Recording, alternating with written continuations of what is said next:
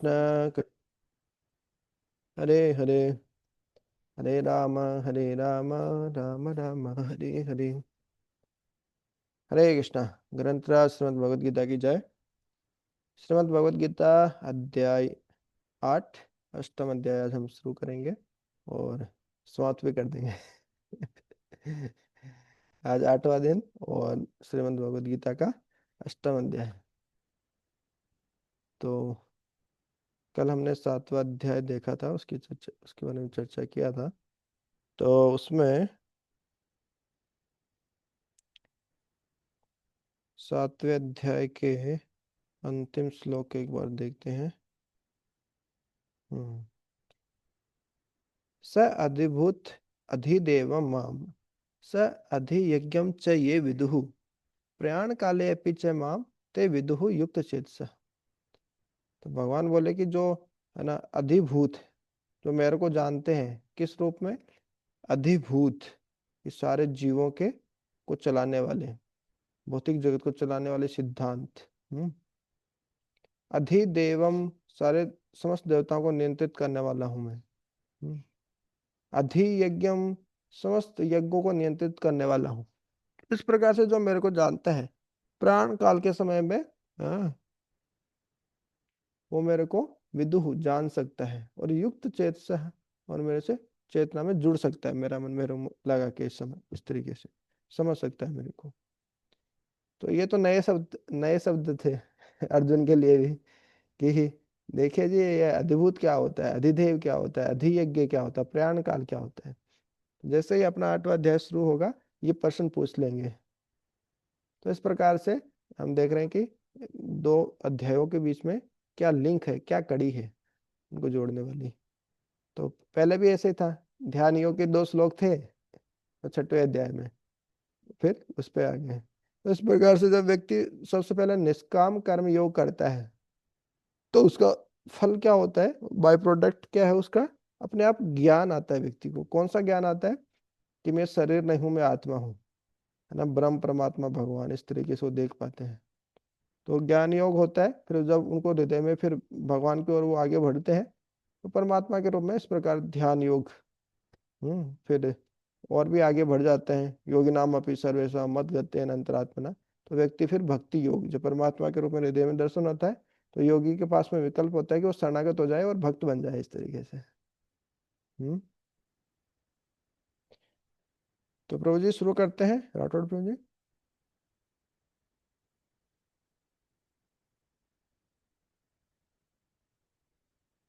जी प्रभु जी, हरे कृष्णा, दंडवत प्रणाम। धन्यवाद। अध्याय 8 भगवत प्राप्ति। अर्जुन उवाच किं तद्ब्रह्म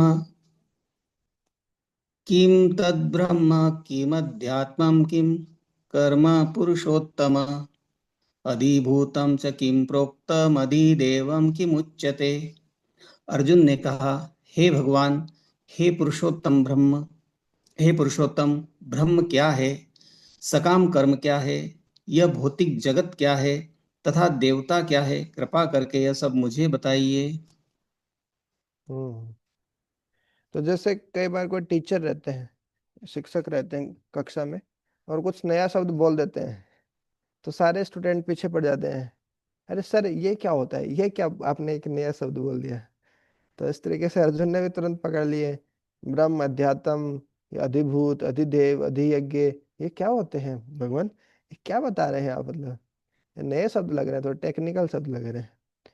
तो इस प्रकार से अर्जुन ने पूछा कि ब्रह्म क्या है, आत्मा क्या है, सकाम कर्म क्या है, भौतिक जगत क्या है, देवता क्या है, ये सब मेरे को बताइए। तो भगवान एक एक करके ये सब बता रहे हैं यहाँ पे।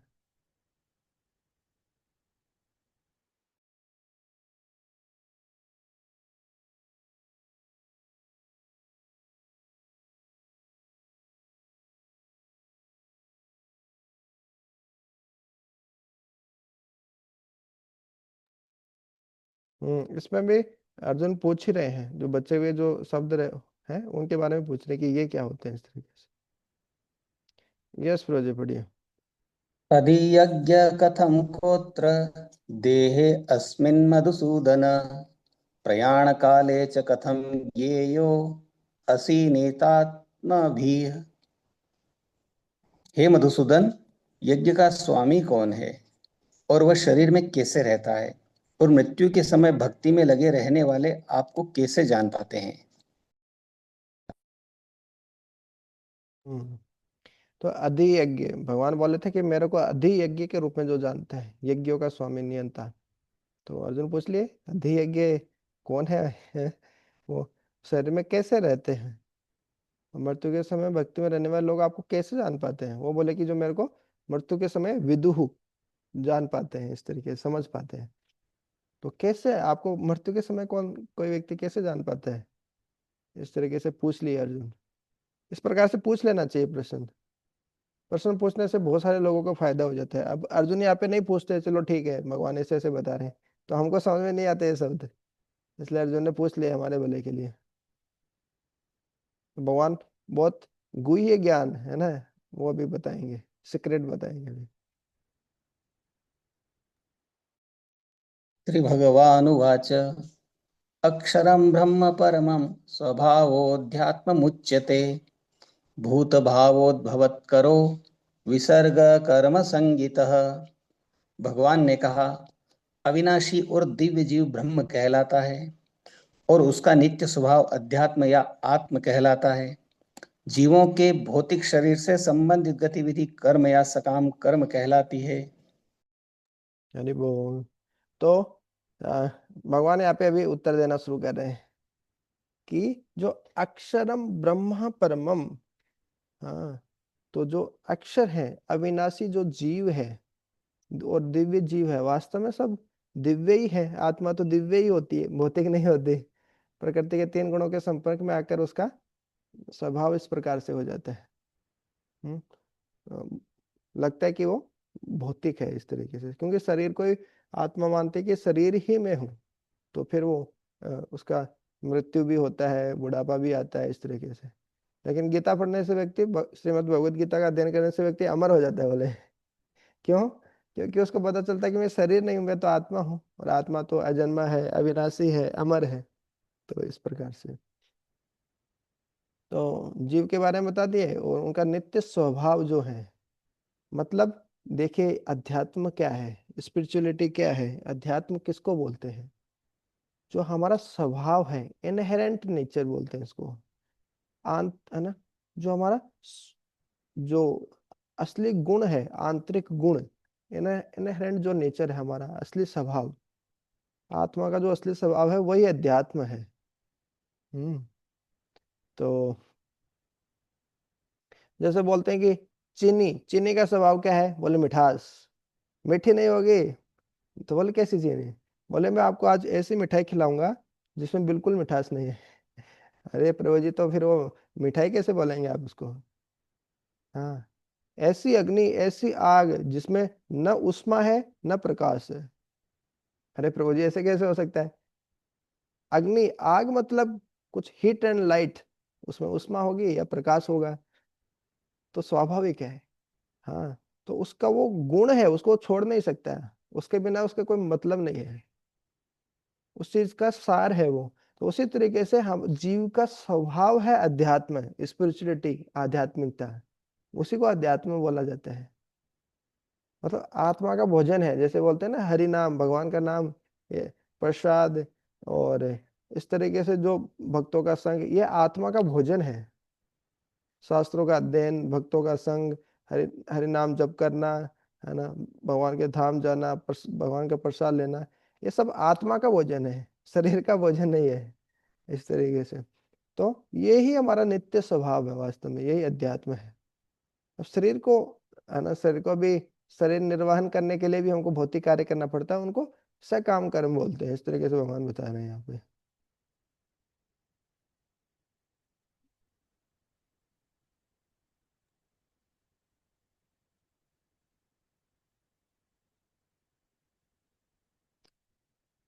और गहराई में जाने के लिए आप तात्पर्य पढ़ सकते हैं प्रभा जी का।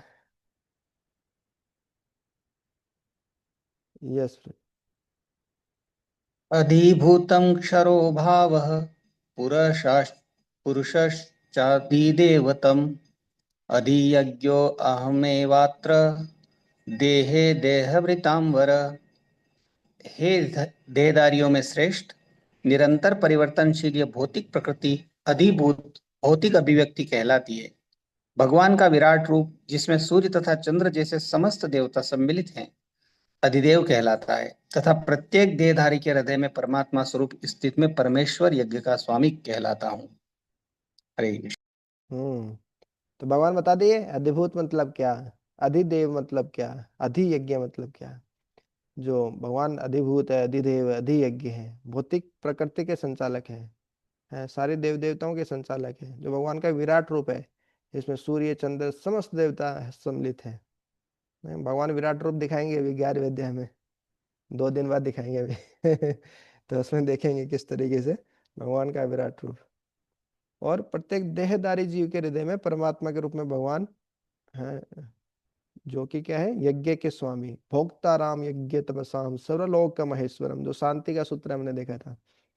जीव को जब पता चलता है कि असली भोक्ता कौन है, भगवान ही है। हम्म।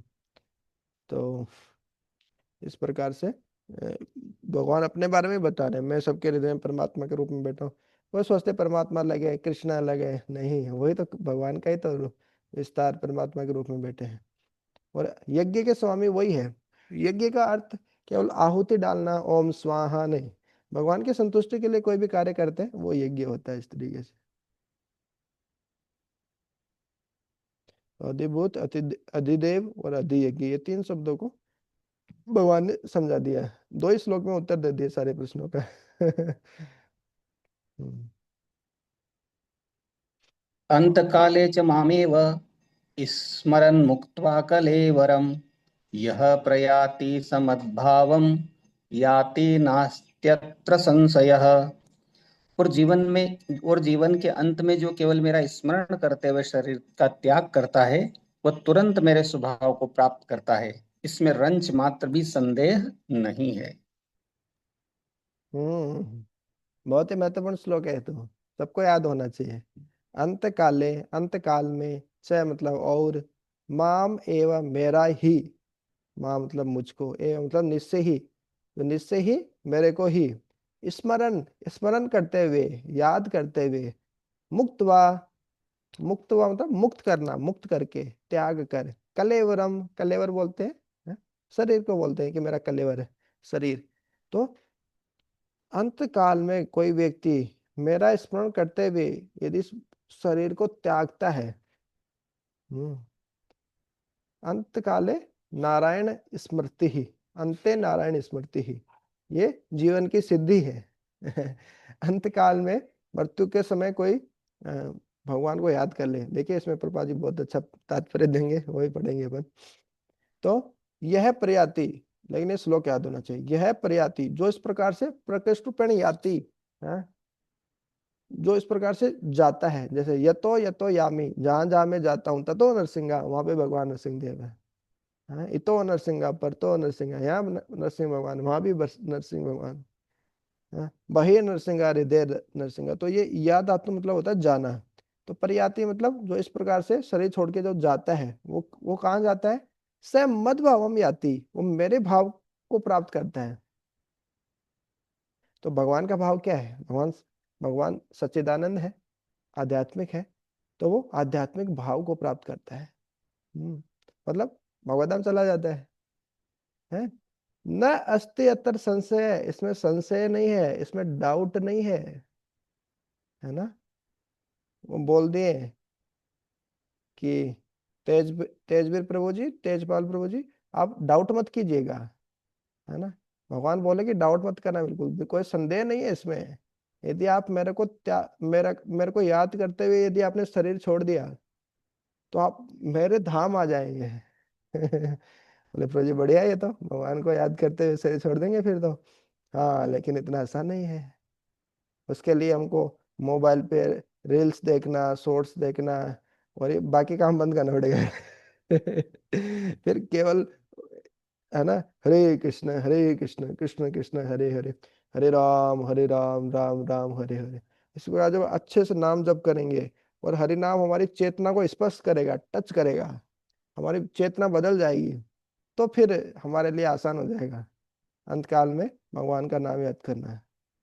नहीं तो कई बार लगता है कि नारायण, अजामिल भी अच्छा था, मतलब जीवन भर गलत काम किया, अंत समय में नारायण बोल दिए और भगवान के धाम चले गए, फिर सेकंड चांस मिला उनको फिर, तो वही अच्छे। लेकिन हाँ, ऐसा हमारे साथ नहीं होने वाला है। वो तो बहुत जन्मों से भक्ति कर रहे थे, भक्ति में उन्नत थे, भले ही उनका पतन हो गया था वेश्या के साथ, वो इस तरीके से गलत कार्यों में लग गए थे, डाकू डकैती करना, सब प्रकार के पाप करना। हाँ, तो कई बार अजामिल का चरित्र अच्छा लगता है कि मतलब मजे भी लिए और भगवत धाम चले गए।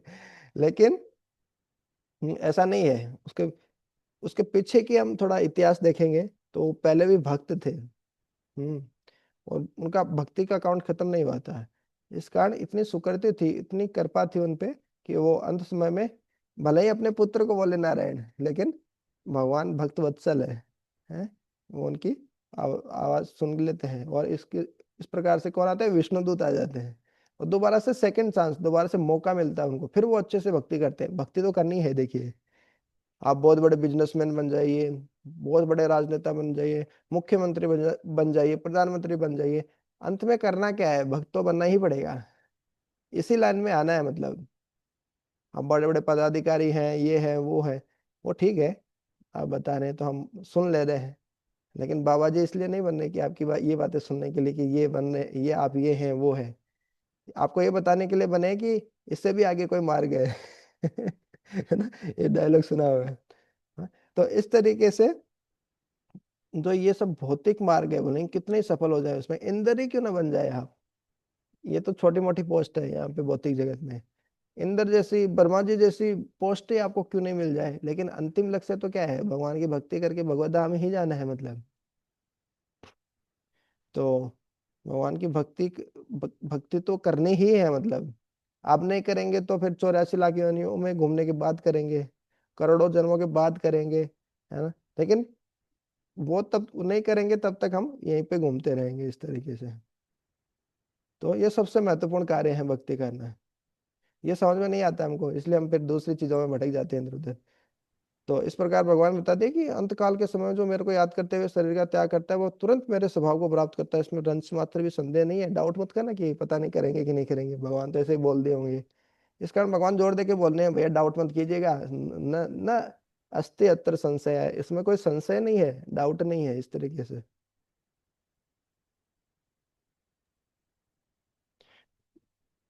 तो छोटा सा तात्पर्य है, रूपा जी ने यही बताया कि इस प्रकार हमको भगवान को निरंतर याद करते रहना चाहिए। सबसे अच्छा तरीका है भगवान के नाम का जप करना, और हरे कृष्ण महामंत्र का जप करना चाहिए। और वो कब कर पाएंगे, वो चैतन्य महाप्रभु क्या बताते हैं, सतत कीर्तन कब कर पाएंगे, तृणादपि सुनीचेन तरोरपि सहिष्णुना अमानिना मान देना कीर्तनिया सदा हरि। तो जो ये महामंत्र दिए हैं चैतन्य महाप्रभु साक्षात, वो खुद ही बता रहे हैं कि ये संकीर्तन, ये भगवान का नाम निरंतर आप किस प्रकार से कीर्तन, या सदा हरि, सदा हमेशा भगवान का हरि का कीर्तन आप कब कर पाएंगे, जब अपने आप को, हाँ, त्रिनादपि सुनिचेना, एक जो तिनका है उससे भी अपने आप को नीचा मानेंगे। तरोर अपि सहिष्णु, सहिष्णु ना, पेड़ के समान सहिष्णु सहनशील बनेंगे। ए मानिना, मान की कोई इच्छा नहीं कि ये मेरा सम्मान नहीं किया, मेरे को ऐसे नहीं बोला, है ना, मेरा रिस्पेक्ट ही नहीं किया, है ना। मान देना, वो दूसरों को जो सम्मान देता है, वो हमेशा भगवान का नाम, सदा कीर्तनीय हरि, भगवान का नाम जप कर सकता है। नहीं तो इतना आसान नहीं है नाम को, भगवान का नाम जप करना। तो इस प्रकार का जो आंतरिक मनोभाव होना चाहिए। हम्म, हमको, हम तिनके से भी नीचे मानना है, इसका मतलब क्या है, कोई हमारा शोषण करे, कुछ भी करे, ये नहीं। फिर उनके लिए भगवान के दूसरे श्लोक है, ये यथावाम प्रपद्यन्ते हैं।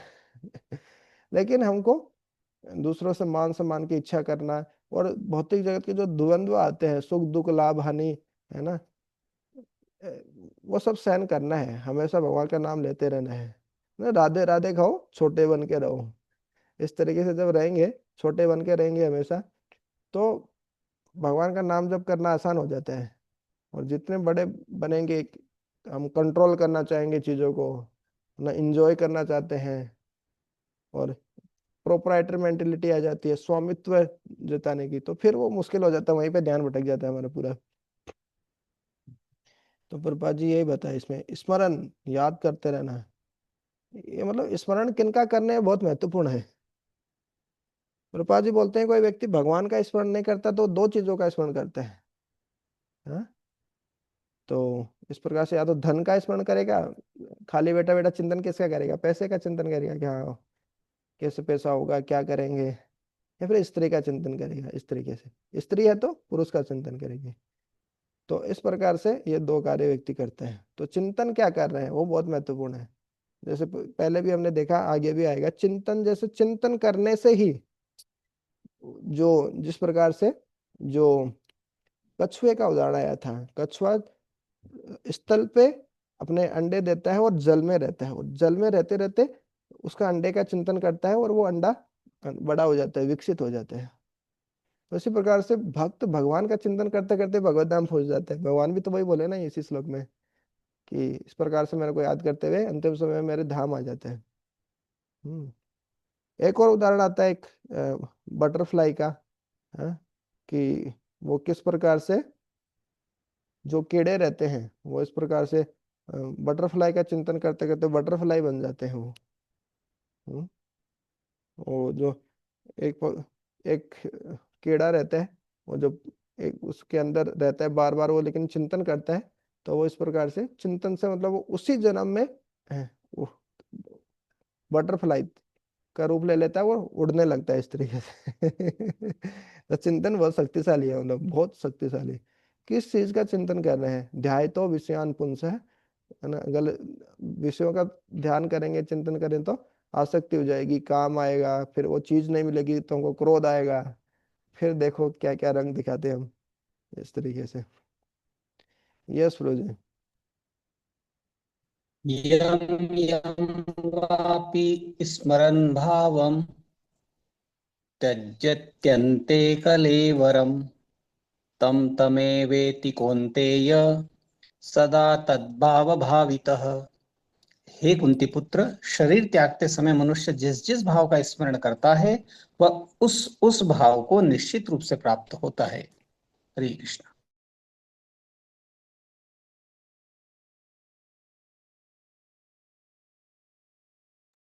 हम्म। तो अभी तो बता दिए, पहले तो बता दिए कि जो मेरे को याद करता है वो मेरे धाम आता है। लेकिन सब तो याद नहीं कर पाएंगे, तो फिर हमारा क्या होगा, जो और किसी चीज को याद करेंगे तो क्या होगा। यम यम वापे स्मरण भावम, ये भी महत्वपूर्ण श्लोक है, ये भी याद करना चाहिए। यम यम जो जो, वापी स्मरण जो जो भाव इसका हम स्मरण करेंगे, तेजति अंते कलेवरम, अंत्य मतलब अंत काल में, शरीर छोड़ते समय, अंत काल में कलेवर को त्यागते समय, तेजति अंते कलेवरम, तम तम यम यम तम तम, जैसा जैसा भाव रहेगा वैसा वैसा शरीर हमको मिलेगा।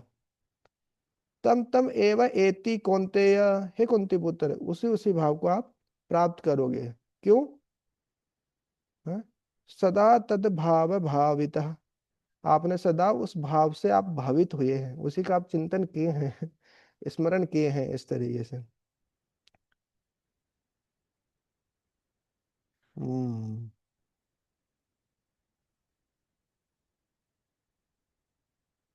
ज्यादातर क्या होता है, व्यक्ति शरीर छोड़ता है तो घर में ही आसक्ति रहती है, और जैसे कोई बिजनेसमैन है, अपनी कंपनी से अपने घर से बहुत आ सकते हैं, अब अंतिम समय में शरीर छोड़ेगा तो उसको वो याद आएगी, अरे वो काम करना था वहां पे, है ना, इतना इन्वेस्टमेंट किया था मैंने, इतना पैसा लगाया था, ये किया था वो किया था। तो संभावना है कि वो वापस वहीं पे आ जाए, दूसरा जन्म उनका वहीं पे हो जाएगा। अब लेकिन मनुष्य का जीवन मिले ये इसकी गारंटी नहीं है जी। उसको हो सकता है कुत्ते का जन्म मिले वहीं पे, उसी कंपनी में कुत्ता बन के घूमता रहे, बिल्ली बन के घूमता रहे, या चूहा बन जाए। है ना? तो इस तरीके से कैलाश की कहानी आती है ना, कैलाश। हाँ, तो इस तरीके से कैलाश पे एक ड्रामा करते हैं कैलाश करके। तो उनका नारद मुनि किस प्रकार से फिर बाद में उद्धार करते हैं। तो वो बोलते हैं कि नहीं नहीं, अभी तो मैं छोटा बच्चा हूँ, अभी थोड़ी भगवत धाम जाऊंगा। नारद मुनि बोलते हैं भगवान से कि हे भगवान, आप जीवों को इस भौतिक संसार में क्यों भेजते हैं, बेचारे कितना संघर्ष करते हैं, आपने भौतिक जगत बनाया ही क्यों, मतलब कई बार हमारे भी प्रश्न आता है ना, बहुत संघर्ष है प्रभु, बहुत संघर्ष है, यहाँ से तो निकलना है, मतलब अब निकलना ही पड़ेगा भौतिक जगत से, है ना। सर्दियों में बहुत ज्यादा सर्दी लगती है, गर्मियों में गर्मी लगती है। तो इस प्रकार से जन्म मृत्यु जरा व्याधि, चार दुख तो है ही। माँ के पेट में उल्टे लटके रहते हैं 9 महीने, है ना। और फिर जब पैदा होते हैं तो हमारे बोल नहीं पाते हैं, है ना। कोई समझ ही नहीं पाता कि हमारी समस्या क्या है। फिर थोड़े बड़े होते हैं, इच्छाएं घेर लेती हैं, जो कल परसों हम देख रहे थे। हाँ। तो उसके बाद में फिर बुढ़ापा आ जाता है, तो फिर तो मतलब बूढ़े का कोई नहीं सहारा है ना। फिर बोले उसको कोई नहीं, एक बोझ बन जाता है व्यक्ति, बूढ़ा होता है तो। हाँ। और फिर मृत्यु, मृत्यु से तो सबको डरते हैं। कई कई बार कोई लोग बोलते हैं कि देखिए हम मृत्यु से नहीं डरते हैं, है ना। कोई बोलते हैं कि नहीं नहीं, मेरे को मौत का डर नहीं लगता है। लेकिन उनको इस तरीके से यदि बोला जाए कि "अ, आपको क्या हड्डी टूटने का डर लगता है आपकी हड्डी तोड़ दे, हाँ?" तो बोले हाँ नहीं नहीं नहीं, हड्डी टूटने का तो डर लगता है तो हवा में बोल देते हैं कि मौत का डर नहीं लगता, लेकिन डर तो लगता है। हाँ, बोले कि इस प्रकार से बोले अ, आपकी आंख निकाल ली जाएगी दोनों। हाँ तो नहीं भाई ऐसे बहुत डर जाता है व्यक्ति इस तरीके से। लेकिन कई कई बार बोल देते हैं कि नहीं, हमको मौत का डर नहीं लगता तो इस प्रकार से, हाँ, जब इसका भौतिक जगत कितना खतरनाक है, इस प्रकार से हाँ, हमेशा स्मरण रहना चाहिए। तभी तो यहाँ से निकलने का प्रयास करेंगे, नहीं तो यहीं सेटल होने का सोचेंगे फिर। तो इस प्रकार से भगवान बता रहे कि जो अंतिम समय में जिस जिस भाव का स्मरण करता है, वो वैसा वैसा ही भाव, वैसा वैसा ही शरीर उसको मिलता है। ये बहुत महत्वपूर्ण सिद्धांत है। हम्म, ठीक है, आगे देखते हैं। तो ये सब बता दिए भगवान ने 2 श्लोक, है ना। अंतकाल में जो मेरा स्मरण करता है और जो जिस जिस भाव का स्मरण करता है, वो वैसा ही वैसा शरीर प्राप्त करता है। तो ठीक है, अभी क्या करना है, फिर आगे क्या बताते हैं भगवान। तस्मात् सर्वेषु कालेषु मामनुस्मरयुध्य च मय्यर्पिता मनो बुद्धिर्मामे वेश्यस्य संशयः। अतएव हे अर्जुन, तुम्हें सदैव कृष्ण रूप में मेरा चिंतन करना चाहिए और साथ ही युद्ध करने के कर्तव्य को भी पूरा करना चाहिए। अपने कर्मों को मुझे समर्पित करके तथा अपने मन एवं बुद्धि को मुझ में स्थिर करके तुम निश्चित रूप से मुझे प्राप्त कर सकोगे। हरे कृष्ण। हरे कृष्णा। तो फिर भगवान बोलेंगे इसलिए क्या करना है। तस्मात इसलिए, सर्वेषु कालेषु, हर काल में हर समय में, मां मनुस्मर, मेरे को याद करते हुए, युद्ध छ, युद्ध करो अरे भगवान, आपको ही याद करना है और अंतिम समय में आपको याद करने से उद्धार होगा, तो युद्ध में काय को झोंक रहे हैं आप, है ना। कई बार बोलते हैं कि प्रभु जी, हम तो मंदिर में ही रहेंगे, अब आप काय को बोल रहे हैं नौकरी करना है, ये सब करना है।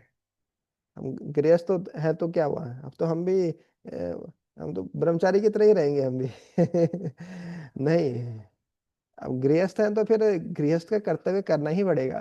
हम्म, तभी उसका शुद्धिकरण होगा। इसी को बोलते हैं वर्णाश्रम, और इसी को बोलते हैं निष्काम कर्म योग। इवन जो हमने देखा पहले यहाँ तक कि जो भक्ति योग है, ज्ञान योग है, ये सब सीधा ऐसा नहीं होता कि ध्यान योग करना है, सीधा व्यक्ति जंगल में चला जाएगा और वहां पे जाके इस प्रकार से ध्यान लगाएगा, नहीं। शुरुआत निष्काम कर्म योग से होती है। अपना कार्य करेगा लेकिन फल से आसक्त नहीं रहेगा, इस प्रकार से। तो इस प्रकार से निष्काम कर्म योग करेगा, फल से आसक्त रहित होकर कार्य करेगा, अपने इंद्रिय तृप्ति के लिए कार्य नहीं करेगा, तो क्या उसको धीरे धीरे ज्ञान आएगा, दिव्य ज्ञान आएगा कि मैं शरीर नहीं, मैं आत्मा हूं। इस तरीके से भगवान की अनुभूति कर पाएगा। फिर जब भगवान का अनुभव कर पाएगा परमात्मा के रूप में, तो फिर ध्यान योग शुरू होगा, भगवान का ध्यान करता है वो। और जब ध्यान करते करते धारणा ध्यान समाधि में जब परमात्मा का, भगवान का दर्शन होता है, पूरा अब्जॉर्ब हो जाता है समाधि में। समाधि मतलब भगवान में कंप्लीटली अब्जॉर्ब। तो क्या होता है, परमात्मा के रूप में भगवान दर्शन देते हैं। फिर योगी के पास विकल्प होता है, या तो शरणागत हो जाए, भक्त भक्त बन जाए वो, या फिर उस भगवान के रूप की उपेक्षा करके ब्रह्म ज्योति की ओर चला जाए, इस तरीके से। तो इस प्रकार से ये होता है निष्काम कर्म योग के साथ। शुरुआत हर योग की निष्काम कर्म योग से ही होती है, इस प्रकार से। तो अर्जुन को भी यही बोल रहे हैं, आप फल से अनासक्त होकर जीतेंगे कि हारेंगे क्या होगा, आपका कर्तव्य है युद्ध करना। तो अपना कर्तव्य तो कीजिए, क्योंकि जब व्यक्ति निष्काम कर्म योग नहीं करता, अपना कर्तव्य नहीं करता, तो हृदय का शुद्धिकरण नहीं होता है। अब घर में कई बार लग सकता है, अरे बहुत जिम्मेदारियां हैं, बहुत झमेला है, छोड़ो सब। लेकिन वो ही कर्तव्य करके, इस चेतना के साथ कि है ना, घर घर को मंदिर मानकर कि घर के सारे सदस्य भक्त हैं, भगवान की सेवा के लिए ही हम कार्य कर रहे हैं, इस प्रकार से जब मानकर हम है ना घर के सारे कार्य करते हैं, तो वही सब सेवा हो जाते हैं, वो भौतिक कर्म नहीं होते, मतलब इस तरीके से। तो चेतना सबसे महत्वपूर्ण है। तो अपना अपना युद्ध करना है सबको। स्टूडेंट है, पढ़ाई करना है, गृहस्थ है तो अपना अलग अलग कर्तव्य करना है, ब्रह्मचारी सन्यासी है तो उनका अलग अलग ड्यूटी है, करते हैं वो करना है। और फिर क्या करना, मई अर्पित मनः बुद्धि ही, मन और बुद्धि को भगवान में अर्पित करना है। भगवान भगवत गीता में कम से कम 10 बार बोले हैं कि ये आप अपना मन मेरे को दे दो।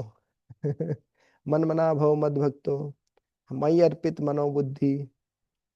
तो ये मन ही तो मनुष्य के बंधन और मोक्ष का कारण है, जैसा कि हम 6वें अध्याय में देख रहे थे। तो मन को देना मतलब अपना मन भगवान के नाम जप में लगाना, मंत्र मंत्र जप में लगाना। बुद्धि मतलब अपनी बुद्धि मतलब शास्त्रों को पढ़ने में लगाना। शास्त्रों को हमको पढ़ना चाहिए, अपनी बुद्धि का प्रयोग करना चाहिए, श्लोक याद करना चाहिए, दूसरों को बताना चाहिए। दूसरों को बताने से हमारी जो अनुभूति है और बढ़ जाती है, रियलाइजेशन होता है। वो पूछेगा, ऐसे ऐसे उल्टे सीधे प्रश्न करेगा, तो फिर हमको और सोचना पड़ेगा। तो कन्विक्शन मजबूत हो जाता है व्यक्ति का, व्यक्ति की श्रद्धा मजबूत हो जाती है इस तरीके से जब प्रचार करता है। तो दूसरों को बताने से खुद का अच्छा हो जाता है। हाँ, तो teaching is the best way of learning. कुछ चीज आपको सीखना है तो दूसरों को पढ़ाना शुरू कर दीजिए, तो आपका वो चीज बहुत अच्छी हो जाएगी आपकी। तो इस प्रकार भगवान बोल रहे हैं, मई अर्पित मनोबुद्धि माँ में वैसे, इस प्रकार से मन और बुद्धि को मेरे को अर्पित कर देंगे ना, तो माम एव ऐसे सी, मेरे को ही आप प्राप्त करेंगे, असंशय। उसमें संशय नहीं है, डाउट नहीं है, मतलब शंका मत कीजिए, आप डाउट मत कीजिए उसमें। तो हमको डाउट होता है, संशय होता है, अरे भगवान ये बड़ी बड़ी बातें कर रहे हैं, ऐसे ऐसे बता रहे हैं, क्या होता है क्या सही में, मतलब कृष्ण है भी तो सही क्या। हमको इस प्रकार से बहुत संशय डाउट रहते हैं जीवन में। तो इसी कारण भगवान बार बार बताते हैं, न संशय है, असंशय है, इसमें संशय मत कीजिए, डाउट मत कीजिए। क्यों, संशय आत्मा प्रणश्यति। संशय करने से क्या होता है, व्यक्ति का विश्वास मजबूत नहीं होता और वो कार्य अच्छे से कर नहीं पाता है। जैसे हम भगवान का नाम जप क्यों कर पाते हैं, जैसे तो हमने सुना है, बहुत कुछ सुना है नाम जप के बारे में, नाम जप करने से ये होता है, ये होता है, नाम जप ही युग धर्म है अभी कलयुग का। तो इस कारण हम कर पाते हैं। तो इस प्रकार जब संशय हमारा खत्म हो जाता है, तो हमारा विश्वास मजबूत होता है और हम वो कार्य कर पाते हैं इस तरीके से। हम्म, आगे देखते अभ्यासयोगयुक्तेन चेतसा नान्यगामिना परमं पुरुषं दिव्यं याति पार्थ अनुचिन्तयन्।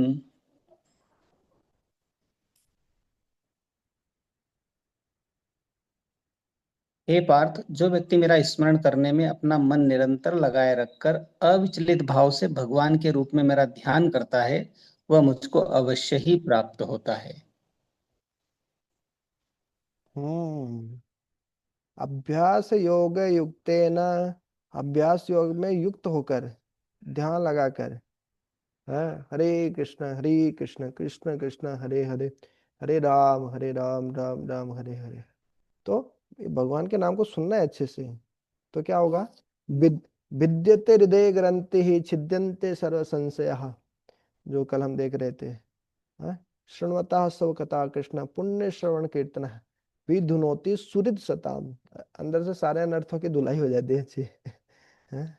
तो भगवान का नाम बहुत शक्तिशाली है इस तरीके से। तो भगवान बोले अभ्यास योग करना है, अभ्यास करना है, डेली डेली अभ्यास करना है, नाम जप करना है।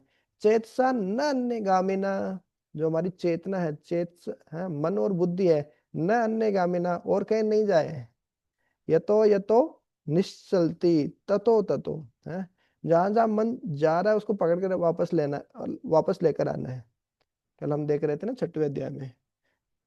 तो मन तो जाएगा, इधर उधर भटकेगा, लेकिन भगवान बोले चेतसा न अन्य गामिना। इस प्रकार से भक्तों के संग में तुलसी महारानी के सामने इस प्रकार से बैठ के जप करना है, भगवान का ध्यान करना है कि मन और बुद्धि जाए नहीं घूम के, मतलब इधर उधर विचलित न हो हमारी। परमम पुरुषम दिव्यम याति पार्थ अनुचिंतन। तो इस प्रकार से भगवान का चिंतन करते हुए भक्त क्या होता है, अवश्य ही भगवान को प्राप्त करता है, मुझको प्राप्त करता है। हम्म। अनुचिंतन, निरंतर चिंतन करता हुआ व्यक्ति, परमम पुरुषम दिव्यम, दिव्य परम पुरुष है भगवान है, उनको प्राप्त करता है व्यक्ति। हाँ, तो मुश्किल है इस प्रकार से। हाँ, चेतसा न अन्य गामिना, मन कहीं नहीं जाए और हम भगवान का नाम जप कर ले, हमारी 16 माला हो जाए, हम पूरी दुनिया घूम के आ जाते हैं ना। तो इस तरीके से रहते हैं।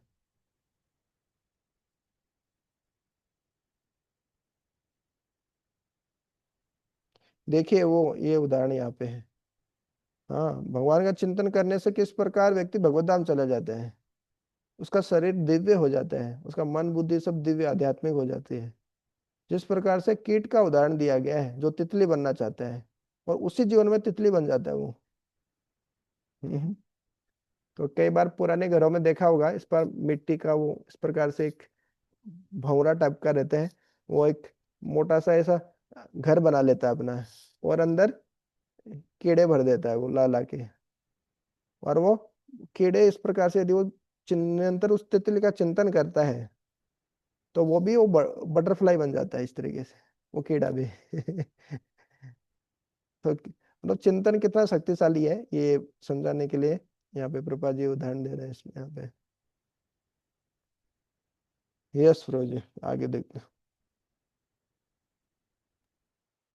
कविं पुराणमनुशासितारमणोरणीया समुनस्मरेद्य सर्वश्च धातारमचिन्त्य रूपं मादित्यवर्णं तमस परस्तात्। मनुष्य को चाहिए कि परम पुरुष का ध्यान सर्वज्ञ पुरातन नियंता लघुतम से भी लघुत्तर प्रत्येक के पालन करता समस्त भौतिक बुद्धि से परे अचिंत्य तथा नित्य पुरुष के रूप में करे। वे सूर्य की भांति तेजवान है और इस भौतिक प्रकृति से परे दिव्य रूप हैं। हम्म। तो भगवान कौन है पता होना चाहिए। जब कल हम देख रहे थे, परसों देख रहे थे हम, जब भगवान की महानता का पता चलता है तो हमारा सिर झुकता है। हम्म। और क्या आता है, शरणागति आती है। हाँ, कि भगवान के जो शक्तियों के बारे में जो हमको पता चलता है, ग्रेटनेस के, तो हमको पता चलता है भगवान कितने, है ना, ग्रेटनेस के बारे में पता चलता है। तो कि भगवान कितने महान हैं। और भगवान की लीलाओं के बारे में श्रवण करते हैं तो पता चलता है भगवान कितने मधुर हैं, स्वीटनेस। तो ग्रेटनेस और स्वीटनेस दोनों ही जरूरी है। हाँ, कि मैं कितना तुच्छ हूँ, भगवान कितने महान हैं, तो अपने आप सिर झुक जाएगा। मन मना भव मद भक्तो मध्य जी माम नमस्कुरु, सब हो जाएगा। और जब पता चलेंगे भगवान कितना प्रेम करते हैं हमसे, उनकी लीलाएं कितनी मधुर है, तो आकर्षण बढ़ता है। अब पता चले भगवान इतने महान है, मैं तो बहुत तुच्छ हूँ, चलो मैं तो खिसक लेता हूँ यहाँ से। कई बार होता है ना कि बहुत महान है, बहुत बड़े व्यक्ति, अब क्या ही बात करेंगे मतलब इनसे। तो ऐसा नहीं है, भगवान बोल रहे हैं भगवान बहुत गवाल बाल है, गवाल बाल के रूप में रहते हैं, इसीलिए भगवान है, लेकिन फिर भी इतने सिंपल रहते हैं, सरल रहते हैं कि हर कोई उनसे जाके बात कर सकते हैं। तो भगवान की मधुर ऐसे लीलाओं के कारण स्वीटनेस, मधुरता आती है। तो व्यक्ति, है ना, भगवान की महानता और मधुरता, तो इस कारण भक्त समझ पाता है मैं बहुत तुच्छ हूँ, और नहीं नहीं मैं दूर भी नहीं जाना है, भगवान के पास ही रहना। भगवान बहुत प्रेम करते हैं, सूर्य दम है वो तो, इस तरीके से। तो पुराणम, भगवान हर चीज के स्रोत है, पुराण है। अनुशासितारम, हर चीज को अनुशासित करते हैं, अनुशासन में लाते हैं, नियंत्रित करते हैं, नियंता है। अणहो अणियाम, एक अणु से भी छोटे हैं। अनुस्मरित, जो इस प्रकार भगवान का चिंतन करता है। भगवान क्या है? सर्वस्य धातारम, हर चीज के पालक हैं, पालन करने वाले हैं। अचिंत्य रूपम, जिनका रूप क्या है, स्वरूप क्या है? अचिंत्य, अकल्पनीय है। आध्यात्मिक स्वरूप है भगवान का। और भगवान क्या है? आदित्य वर्णम, उनका जो रंग है वो आदित्य सूर्य के समान प्रकाशमान है। तमसः प्रस्तात्, और भौतिक जगत के अंधकार से दूर है भगवान, दिव्य है। हम क्या भौतिक है, भौतिक जगत में रहकर हमको भी लगता है कि भगवान हमारी तरफ भौतिक ही है, नीरस है ना, असत है। लेकिन भगवान बता रहे हैं कि मेरा किस प्रकार से चिंतन करना चाहिए। तमसः प्रस्तात्, अस्तो माँ सदगम्य, तमसो माँ ज्योतिर्गम्य, मृत्योर माँ अमृतगम्य। तो इस प्रकार असत से सत की ओर, अंधकार से प्रकाश की ओर, और मृत्यु से अमरता की ओर व्यक्ति को आगे बढ़ना चाहिए, इस प्रकार से। तो भगवान बोल रहे इस प्रकार से जो मेरा ध्यान करता है, इस प्रकार से मेरा ध्यान करना चाहिए कि मैं सर्वज्ञ हूँ, सब कुछ जानता हूँ, सर्वत्र हूँ, हैं, और सर्वशक्तिमान, ओमनीपोटेंट, ओमनीप्रजेंट, ओमनिसियंट। इस तरीके से भगवान का चिंतन करना चाहिए। कि जीवात्मा कितना सूक्ष्म है, बोले बाल के 10,000वें भाग के बराबर लगभग, समझने के लिए। तो भगवान और भी सूक्ष्म परमात्मा के रूप में।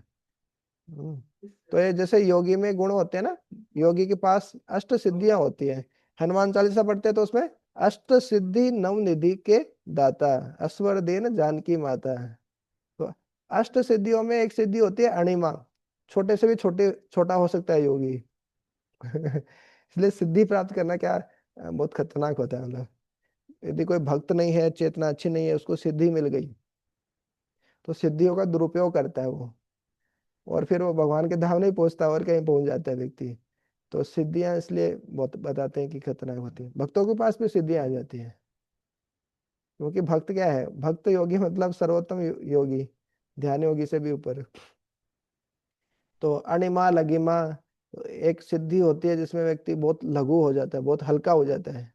गरिमा में बहुत गुरु, भारी हो जाता है व्यक्ति। हाँ। असिता, इसिता, वसिता, इसिता में जो इच्छा करेगा, इष्ट इष्ट जो इच्छा करेगा वो चीज प्राप्त कर सकता है ना। हाँ। वसिता एक में होता है कि वशीकरण, ट्रेन में लिखा रहता है ना वशीकरण। किसी को भी अपने वश में करना है। तो उस तरीके से वो जब सिद्धि होती है वशीकरण में, तो किसी को भी अपने वश में कर सकता है, उनके माइंड को कैप्चर कर लेता है व्यक्ति। जो जादूगर टाइप में रहते हैं ना लोग, फिर उनको भगवान मान लेते हैं। वो ऐसे राख से सोना निकाल देंगे, फिर ये कर देंगे, वो कर देंगे, तो क्या माइंड को कैप्चर कर लेते हैं वो। है। तो एक बहुत फेमस वो थे, साईं, साईं का नाम सुना ना? तो वो इस प्रकार से चमत्कार दिखा रहे थे। हैं? एक बड़े पॉलिटिशियन आके बैठे, उनके गले में अपने आप आके माला, माला गिर गई। तो वो बोले, सब तालियां बजाने लगे, एकदम झुक गए, अरे ये तो भगवान ही हो सकते हैं, ऐसे एकदम से माला आके कैसे गिर सकती है? न कहाँ से माला आई, कैसे आके गले में गिर गई उनके। वो बड़ा व्यक्ति आया था तो उनको दिखाने के लिए बड़ा चमत्कार दिखाया उन्होंने। फिर उन्होंने कुछ और चमत्कार दिखाया। तो पास में ही एक और बड़ा वो बैठा था, सिद्धि वाला व्यक्ति। तो है ना, उसने नोटों की बारिश की जैसे ही साइन, है ना, तो उन्होंने डॉलर की बारिश करना शुरू कर दी। तो इस तरीके से उनको समझ में आ गया, ये सब पकड़ लिया मेरे को, है ना। तो इस प्रकार से फिर बोले कि कि बंद करिए सब, मेरा धंधा चौपट हो जाएगा इस तरीके से। तो इस प्रकार की जो इस विज्ञान में आगे बढ़ चढ़कर हैं जो, वो सब पहचान लेते हैं। मतलब अरे कुछ नहीं है, थोड़ा जादूगरी कर रहे हैं, मतलब थोड़ी सिद्धियां प्राप्त कर ली, इस तरीके से कर रहे हैं, इनमें कुछ नहीं रखा है ना। भगवान का नाम जप करना, है ना, भगवान को शरणागत होना, अंतिम सत्य यही है मतलब। लेकिन क्या होता है, चमत्कार को ही नमस्कार करते हैं हम तो। तो सबसे बड़े चमत्कारी, सबसे बड़े जादूगर, योगेश्वर जो है, वो भगवान ही है। और भगवान से ही हमको हमारा संबंध जोड़ना चाहिए, इधर उधर भागने की जरूरत नहीं है। हम्म। अभी मुख्यतः ध्यान योगी के बारे में बात चल रही है कि ध्यान योगी किस तरीके से अपना शरीर छोड़ता है।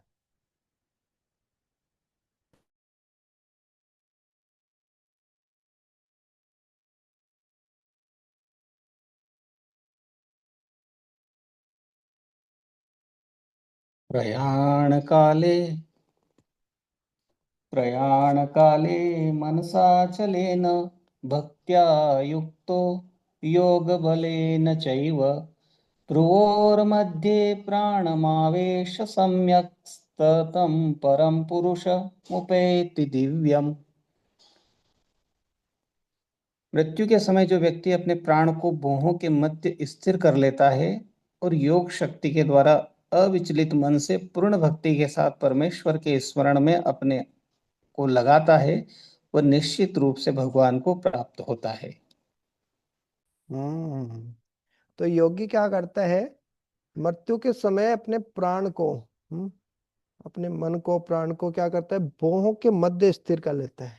ये दोनों बोए हैं, इनके मध्य में जो ये आज्ञा चक्र होता है, उस पे स्थिर कर लेते हैं। जो अलग अलग मतलब 6-7 चक्र जो होते हैं, मूलाधार चक्कर, स्वादिष्ठान चक्कर, मणिपुर चक्कर, हाँ, फिर ये हमारा आज्ञा चक्कर आ जाता है ऊपर, सहस्त्रार चक्कर। तो इस तरीके से अलग अलग चक्र होते हैं शरीर में। और जब व्यक्ति के चक्र जागृत होने लगते हैं तो दिव्य आनंद की अनुभूति होने लगती है, अंदर से आनंद मिलने लगता है व्यक्ति व्यक्ति को। तो बाहर उसको आनंद ढूंढना नहीं पड़ता। जैसे बचपन में पढ़ते थे ना कि देखिए, जो कई कई जो हिरण होते हैं उनके नाभि में कस्तूरी होती है, उसकी बहुत अच्छी सुगंध आती है, खुशबू आती है, आहा। अब हिरण को वो खुशबू आ रही है, उसी की नाभि के अंदर है, लेकिन वो पूरा जंगल भाग लेता है उसकी खुशबू के लिए। अरे कहाँ से आ रही है उस खुशबू के पीछे पूरे जंगल में दौड़ लगाता है वो, लेकिन है तो उसी के नाभि में। उसी तरीके से शास्त्र बार बार बताते हैं, अरे आनंद की तलाश आप बाहर मत कीजिए, अंतर कीजिए, अंदर की, है ना, अंतर्मुखी होके आप करिए। आनंद, आनंद, असीमित आनंद, असीमित ज्ञान, असीमित शक्तियां सब अंदर है। डिस्कवर कीजिए उसको, है ना, उसको अनकवर कीजिए। वो ढकी हुई है, वो जब जागृत होंगी वो शक्तियां, तो वो अपने आप असीमित ज्ञान, असीमित शक्ति, असीमित आनंद अंदर से ही मिलेगा व्यक्ति को। न उसको डिस्को डांस में जाना है, न उसको पाप कर्म करना है, कुछ भी नहीं करना है। न ड्रिंकिंग करना है, न नशा करना है, कुछ भी करने की जरूरत नहीं। मेडिटेटिंग अंदर से अपने आप जब भगवान से जुड़ता है व्यक्ति, तो उसको अपने आप आनंद सब हर चीज मिल जाती है। हैं? अब बाहर भागने की उसको जरूरत नहीं है, रेट रेस चूहे की तरह दौड़ लगाने की जरूरत नहीं है। हाँ, गधे की तरह काम करने की भी जरूरत नहीं है। हम्म। ये तो बोलते हैं ना। हाँ, उसमें ऋषभ देव अपने पुत्रों को क्या बोलते हैं, तपो दिव्यम, हाँ, कि दिव्य तप करने के लिए शरीर में। हाँ, न कष्टान कामान अरहते विड भुजाम, ये जो विष्ठा खाने वाले सुअर है उसकी तरह, मतलब दिन भर काम करने के लिए, कठोर मेहनत करने के लिए शरीर नहीं मिला है। तपो दिव्यम पुत्र का ये नाम, दिव्य तप करने के लिए हमको शरीर मिला है। हम्म। तो दिव्य तप करने से क्या होगा, हाँ, हृदय का शुद्धिकरण होगा, और ब्रह्म सौख्यम तु अनंतम, और अनंत ब्रह्म सुख की अनुभूति व्यक्ति जीवात्मा कर सकता है। हाँ, तो आत्मनो ये व आत्मना तुष्ट है, योगी की ये विशेषता होती है, भक्त की एक लक्षण होता है, वो अपने आप में ही रमण करता है, उसको अंदर से ही आध्यात्मिक गतिविधियों में ही उसको आनंद मिलता है। अरे प्रभु जी, आप लोगों के जीवन में क्या सुख है, मतलब कोई तो सुख नहीं। नहीं, भक्तों को क्या है, भगवान के नाम में, भगवान की, प्रभु कितनी तपस्या है, सुबह सुबह डेली उठना, मतलब 4:30 पे, 4, 4:30 पे, डेली डेली, मतलब रोज ही करना पड़ता है क्या सब, है ना, इतना जप करना, इतना हरि नाम करना, बाहर का कुछ नहीं खाना, प्रसाद ही खाना, बहुत तपस्या है। नहीं, तपस्या नहीं, इसी तपस्या में ही आनंद आने लगता है फिर, है। तो वही होता है अंत, है ना, आत्माराम, अपने आप में रमण करना, आध्यात्मिक गतिविधियों में ही उनको रस आने लगता है, जूस आने लगता है। तभी तो कर पाते हैं ना वो उसको, 10-10 साल से कर रहे हैं, 20 साल से कर रहे हैं, 50 साल से कर रहे हैं उसी काम को, वही मंगल आरती है, वही नरसिंह आरती है, वही तुलसी आरती है, वही 2 घंटा बैठ के वही एक ही महामंत्र है, वही उसी मंत्र को ही जप करना है, तो क्यों कर पा रहे हैं? कुछ ना कुछ तो रस मिल रहा है उनको। तो इस समय, मृत्यु के समय, जो अपने बाहों के मध्य स्थिर कर लेता है अपने प्राणों को, और योग, हाँ, युक्तो योग बले न चेवा, योग बल के द्वारा, भगवान से युक्त होकर, भगवान से जुड़कर, भगवान का ध्यान कर कर, योग बल के द्वारा मनसा अचले न, मन के द्वारा अचल होता है वो, ऐसे भटकता नहीं उसका मन, एकदम स्थिर मन, एकाग्र मन, व्यवसाय तुमका बुद्धि एक कुरु नंदन, 1 पॉइंटेड फोकस उसका रहता है भगवान पे। भ्रुवोर मध्य प्राणम आवेश्य, अपने प्राण को दोनों भ्रुवों के बीच में वो आवेशित करके लगाकर क्या होता है, परम पुरुष को व्यक्ति प्राप्त करता है। जैसे योगी रहते हैं वो अपनी इच्छा से शरीर छोड़ देते हैं। हाँ, अपनी आत्मा जो जो प्राण वायु है, जो 10 प्रकार की हमारे शरीर के अंदर वायु रहती है, प्राण अपान समान व्यान उद्दान, इस तरीके से उन्हीं वायु से ही वायु का बैलेंस बिगड़ता है शरीर में, तो बीमारी होती है, वात रोग बोलते हैं ना। तो अलग अलग जो बीमारी होती है वो है ना, वायु नियंत्रित नहीं होती, इस कारण हमारे शरीर में होती बीमारियां। तो योगी होता है वो सारी वायु को कंट्रोल कर लेता है, और वायु के बीच में ही आत्मा फंसी रहती है। और वो आत्मा को इस प्रकार से, जो कि वो खुद है आत्मा, वो ऐसा करके, ज्यादातर क्या होता है, जो भौतिकतावादी व्यक्ति होती है उनकी आत्मा शरीर के निचले भाग से निकलती है। इसलिए ज्यादातर ज्यादातर लोग क्या होते हैं, मरते समय मल मूत्र विसर्जित कर देते हैं।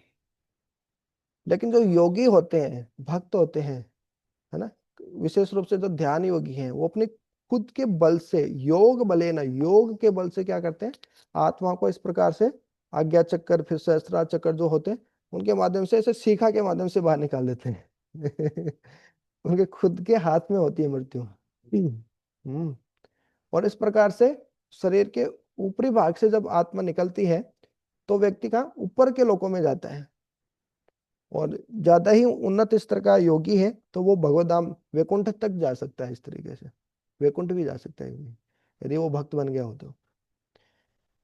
हम्म। तो इस तरीके से ये है योगी के बारे में। लेकिन भक्त को ये सब करने की जरूरत नहीं है, वो भगवान पे को शरणागत होते हैं, वो तो पूरा बिक गया भगवान को। हमको भगवान की सेवा करनी है, भगवान से कोई सैलरी चाहिए ना, कोई सिद्धि चाहिए हमको। जैसे कोई आपकी सेवा करे, दिन रात आपकी सेवा करे, और आप बोले उनसे कि आपको क्या चाहिए, क्या चाहिए वत्स, मतलब बताइए आप, आपको चाहिए क्या, आप दिन रात मेरी सेवा कर रहे हैं, और खुद के लिए कुछ भी नहीं चाहिए, मतलब खुद को उनको आपसे खाना भी नहीं मांगेगा कुछ, आप उनको कुछ पैसा देना चाहेंगे, भाई थोड़ी सैलरी ले ले, वेतन ले ले, बोल नहीं चाहिए। तो भक्त ये होते हैं, भगवान से कुछ नहीं चाहिए। जैसे हमने देखा पिछले अध्याय में, भगवान बोले थे 4 प्रकार के लोग मेरे पास में आते हैं। तो ज्ञानी को भगवान क्या बोले थे, जो ज्ञानी है वो मेरे समान ही मेरे को प्रिय है, मतलब। लेकिन भक्त क्या है, बोले मेरे से भी प्रिय है वो भक्त मेरे को। तो क्योंकि भगवान का भक्त भगवान से कुछ भी नहीं चाहता है, खाली उनकी सेवा करना चाहता है। भगवान बोले ये तो ले ले, बोले नहीं चाहिए, हैं? कुछ भी नहीं चाहिए भगवान से, निस्वार्थ भाव से इस प्रकार से सेवा करते हैं भगवान की। तो इसी कारण क्या होता है, भक्त इस प्रकार की निस्वार्थ भक्ति से, अहेतु की अप्रतिहता भक्ति से क्या होता है, भगवान बिक जाते हैं भक्त के सामने। अहम भक्त पराधीनो, मैं भक्त के पराधीन हूँ। भक्त मेरे को पराधीन करके, अपने कैद करके मेरे को रख लेता है। ये भक्ति की शक्ति है। योगी में कितनी शक्ति हो, कितनी सिद्धियां प्राप्त कर ले, लेकिन वो भगवान को नियंत्रित नहीं कर सकते, भगवान को वश में नहीं कर पाते हैं। खास तौर से जब वो भक्त नहीं बना हो, उसके पास ऑप्शन रहते हैं, विकल्प रहते हैं, वो भी भक्त बन सकता है, योगी भी। लेकिन यदि भक्त नहीं बना हो तो योगी से भी ऊपर है, हाँ, भक्ति योगी। तो इस प्रकार से भगवान बोल रहे हैं कि प्रयाण काल के समय, प्रयाण काल बोला जाता है इसको। हाँ, किसी की मृत्यु का समय हो तो उसको बोलना चाहिए प्रयाण काल का समय आ गया है। प्रयाण शब्द थोड़ा अलग होता है, प्रयाण करना, महाप्रयाण। जैसे आप देखेंगे बहुत सारे जो साधु संत जब शरीर छोड़ते हैं, तो उसको ऐसा नहीं बोलते, उसको बोलते हैं महाप्रयाण, है ना, महाप्रयाण हो रहा है। क्योंकि वो कोई साधारण जगह नहीं चाह रहे जाके, फिर उनका मृत्यु हो गई फिर से वहीं आके कुत्ते बिल्ली बन गए, चूहा बन गए, ऐसा नहीं होता है वो। महाप्रयाण होता है, वो आध्यात्मिक जगत की ओर पलायन करते हैं वो योगी, जो भक्त होते हैं। हम्म। तो इस प्रकार जो व्यक्ति इस प्रकार से जो योगी अपना शरीर छोड़ते हैं, भगवान का चिंतन करते हुए, भगवान में ध्यान लगाते हुए, वो निश्चित रूप से भगवान को प्राप्त करते हैं। तो 6 चक्रों पे ये 60 चक्कर योग है जो अष्टांग योग का है, उसके उस पे है ये, योगी के बारे में है। लेकिन भक्ति योगी को ये सब करने का जरूरत नहीं है। भक्ति योग केवल भगवान का चिंतन करना है, बट है ना, अंतिम समय में क्या करते हैं, कोई शरीर छोड़ने वाला होता है तो उसके मुंह में तुलसी दल दे देते हैं, गंगा जल दे देते हैं, भक्त लोग आसपास में कीर्तन करते रहते हैं। इस प्रकार से प्रयास करते हैं कि उसको अंते नारायण स्मृति, अंतकाल में भगवान याद रहे उसको, इस तरीके से। तो इस प्रकार से भक्त यही करते हैं, भगवान को पूर्णतः शरणागत होते हैं इस प्रकार। लेकिन योगी इस प्रकार से खुद के योग बल से इस प्रकार से भगवान का चिंतन करते हुए शरीर छोड़ते हैं। यस गुरु। यदक्षरं वेदविदो वदन्ति विशन्ति यद्यतयो वीतरागाः यदिच्छन्तो ब्रह्मचर्यं चरन्ति तत्ते पदं संग्रहेण प्रवक्षे। जो वेदों के ज्ञाता हैं, जो ओंकार का उच्चारण करते हैं, और जो संन्यास आश्रम के बड़े बड़े मुनि हैं, वे ब्रह्म में प्रवेश करते हैं।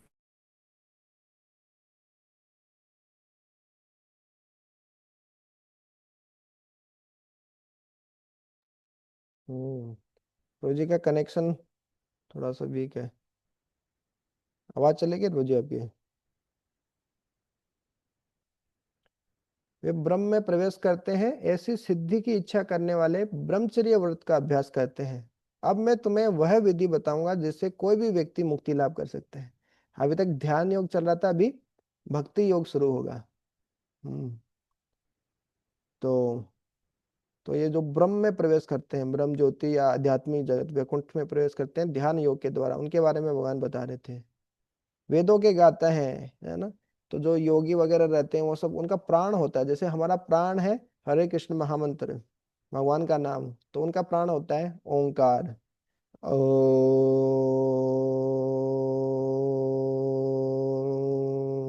तो इस तरीके से वो, है ना, उसका ओम का ही, ओंकार का ही जप करते रहते हैं, भ्रामरी करेंगे, उद्गित करेंगे, वही। तो जो कि हम भी करते हैं, कई कई बार प्राणायाम करते हैं तो ब्रेन का मसाज हो जाता है।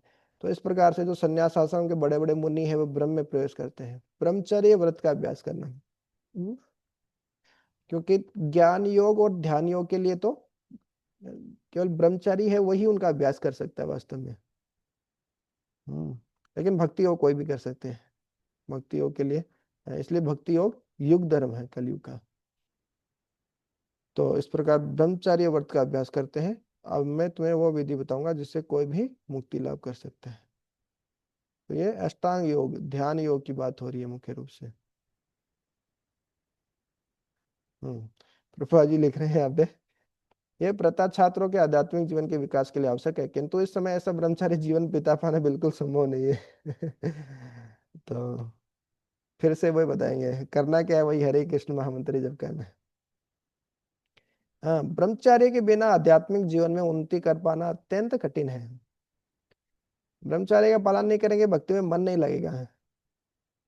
हाँ, भक्ति लगे क्या बोरिंग, क्या हरे कृष्ण, क्या खुद से क्या है उसमें, क्या हरे कृष्ण करने से क्या होता है, क्या हरे कृष्ण।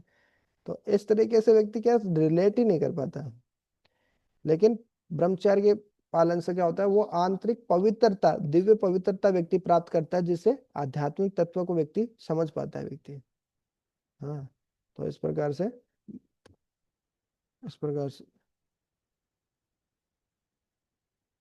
अच्छा, मेरी भी आवाज कम है क्या, या ठीक है?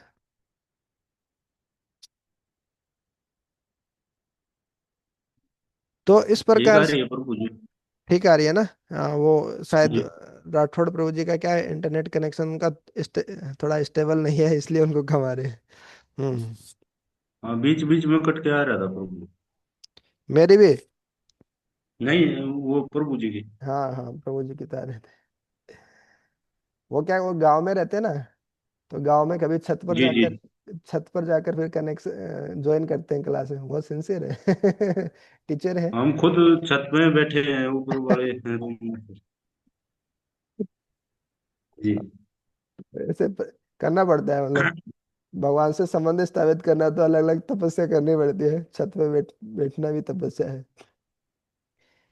तो ठीक है। अ, राठौड़ प्रोजेक्ट पढ़ पाएंगे? जी।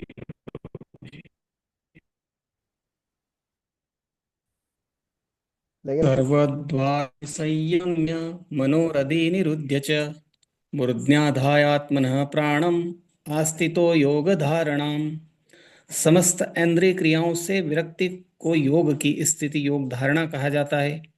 इंद्रियों के समस्त द्वारों को बंद करके तथा मन को हृदय में और प्राणवायु को सिर पर केंद्रित करके मनुष्य अपने को योग में स्थापित करता है। हम्म, तो ये ध्यान योग की पद्धति है। जो अर्जुन भी बोले कि ये मेरे लिए संभव नहीं है, तो हमारे लिए तो क्या ही संभव है। लेकिन देखिए उसमें होता है क्या, है ना, ज्ञान तो होना ही चाहिए। भगवान बताए रहे हैं, समस्त इंद्रिय क्रियाओं से विरक्ति की योग। हम अलग अलग इंद्रियों से अलग अलग इंद्रिय तृप्ति करना चाहते हैं। आंखों से कुछ अच्छा देखना चाहते हैं, कानों से अच्छा सुनना चाहते हैं।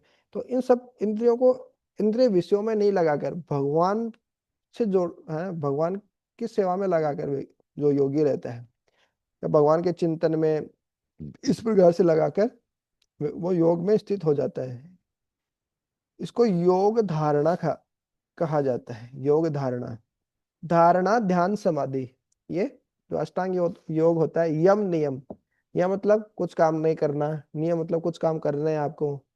आसन मतलब बैठने की अलग अलग रहता है, पद्धतियां रहती है ना, कि वज्रासन में बैठिए, सुखासन में बैठिए, इस तरीके से।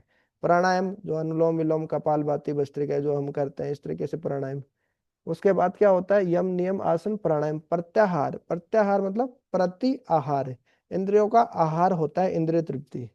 लेकिन जो बाहर का आहार है वो नहीं देना है। इंद्रियों को इंद्रिय विषयों से अलग कर लेना, जैसे कछुआ है ना, कुर्मो अंगानी सर्व से हमने देखा था। इंद्रियों के विषय आते हैं जो हमारे भक्ति जीवन के लिए अच्छा नहीं है, तो अपने इंद्रियों को समेट लेना चाहिए। तो इंद्रियों को आहार नहीं देना चाहिए, प्रत्याहार है। तो इंद्रियों को इंद्रिय विषयों से जो योगी होता है वो अलग कर लेता है, प्रत्याहार। हाँ, यम नियम आसन प्राणायाम प्रत्याहार। फिर धारणा ध्यान समाधि। धारणा में क्या होता है, दो प्रकार के योगी होते हैं। एक कच्चा योगी होता है, एक पक्का योगी होता है। तो जो ज्यादा हाँ उन्नत योगी नहीं है, वो क्या करता है, भगवान के विराट रूप पे ध्यान करता है। वो धारणा के स्तर पे भगवान का विराट रूप, जो हम 11वें अध्याय में देखेंगे, उस पर ध्यान करता है ना, जो कि भौतिक ही है वास्तव में। और दूसरे जो थोड़े उन्नत भक्त होते हैं, उन्नत योगी होते हैं, वो धारणा मतलब भगवान के जो रूप है उसका चिंतन करते हैं। फिर धारणा के बाद ध्यान। ध्यान में क्या होता है, योगी भगवान के एक एक अंग का चिंतन करता है, ये भगवान के चरण कमल, ये इस तरीके से। और समाधि में बिल्कुल अब्जॉर्ब हो जाता है, पूरी तरीके से लीन हो जाता है वो, इस तरीके से। तो इंद्रियों के समस्त द्वारों को, जो हमने पहले देखा था, 9 द्वारे पूरे देही। हमारा शरीर ऐसी नगरी है, ऐसी पुरी है जिसमें 9 द्वार है। 7 द्वार तो ऊपर ही है, 2 द्वार नीचे है। 2 4 5 और 2 7, इस तरीके से। इन सबको बंद करके मन को हृदय में है, परमात्मा पे, और प्राणवायु को सिर पर केंद्रित करके मनुष्य अपने को योग में स्थापित करता है। वो कैसे करता है वो अपने को समझ में नहीं आएगा, ये योग की पद्धति है। प्राणवायु को सर तक ऊपर चढ़ाया जाता है। हम्म, तो ये योगी के बारे में बता रहे हैं, वो किस तरीके से शरीर छोड़ता है, इस प्रकार से। फिर क्या करता है वो योगी, देखते हैं। ओमित्येकाक्षरं ब्रह्म व्याहर्मामनुस्मरन् यः प्रयाति त्यज देहं स याति परमां गतिम। इस योगाभ्यास में स्थित होकर तथा अक्षरों के परम संयोग यानी ओंकार का उच्चारण करते हुए यदि कोई भगवान का चिंतन करता है, शरीर का त्याग करता है, तो वह निश्चित रूप से आध्यात्मिक लोकों को जाता है। हम्म।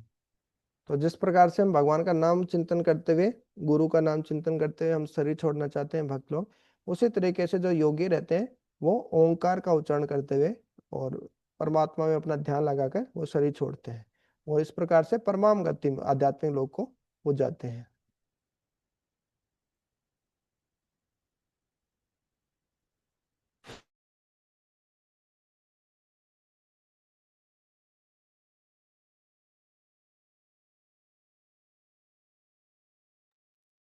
आगे पढ़ते हैं।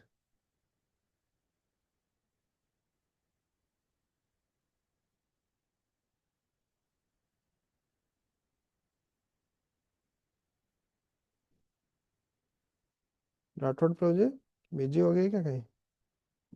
हम्म।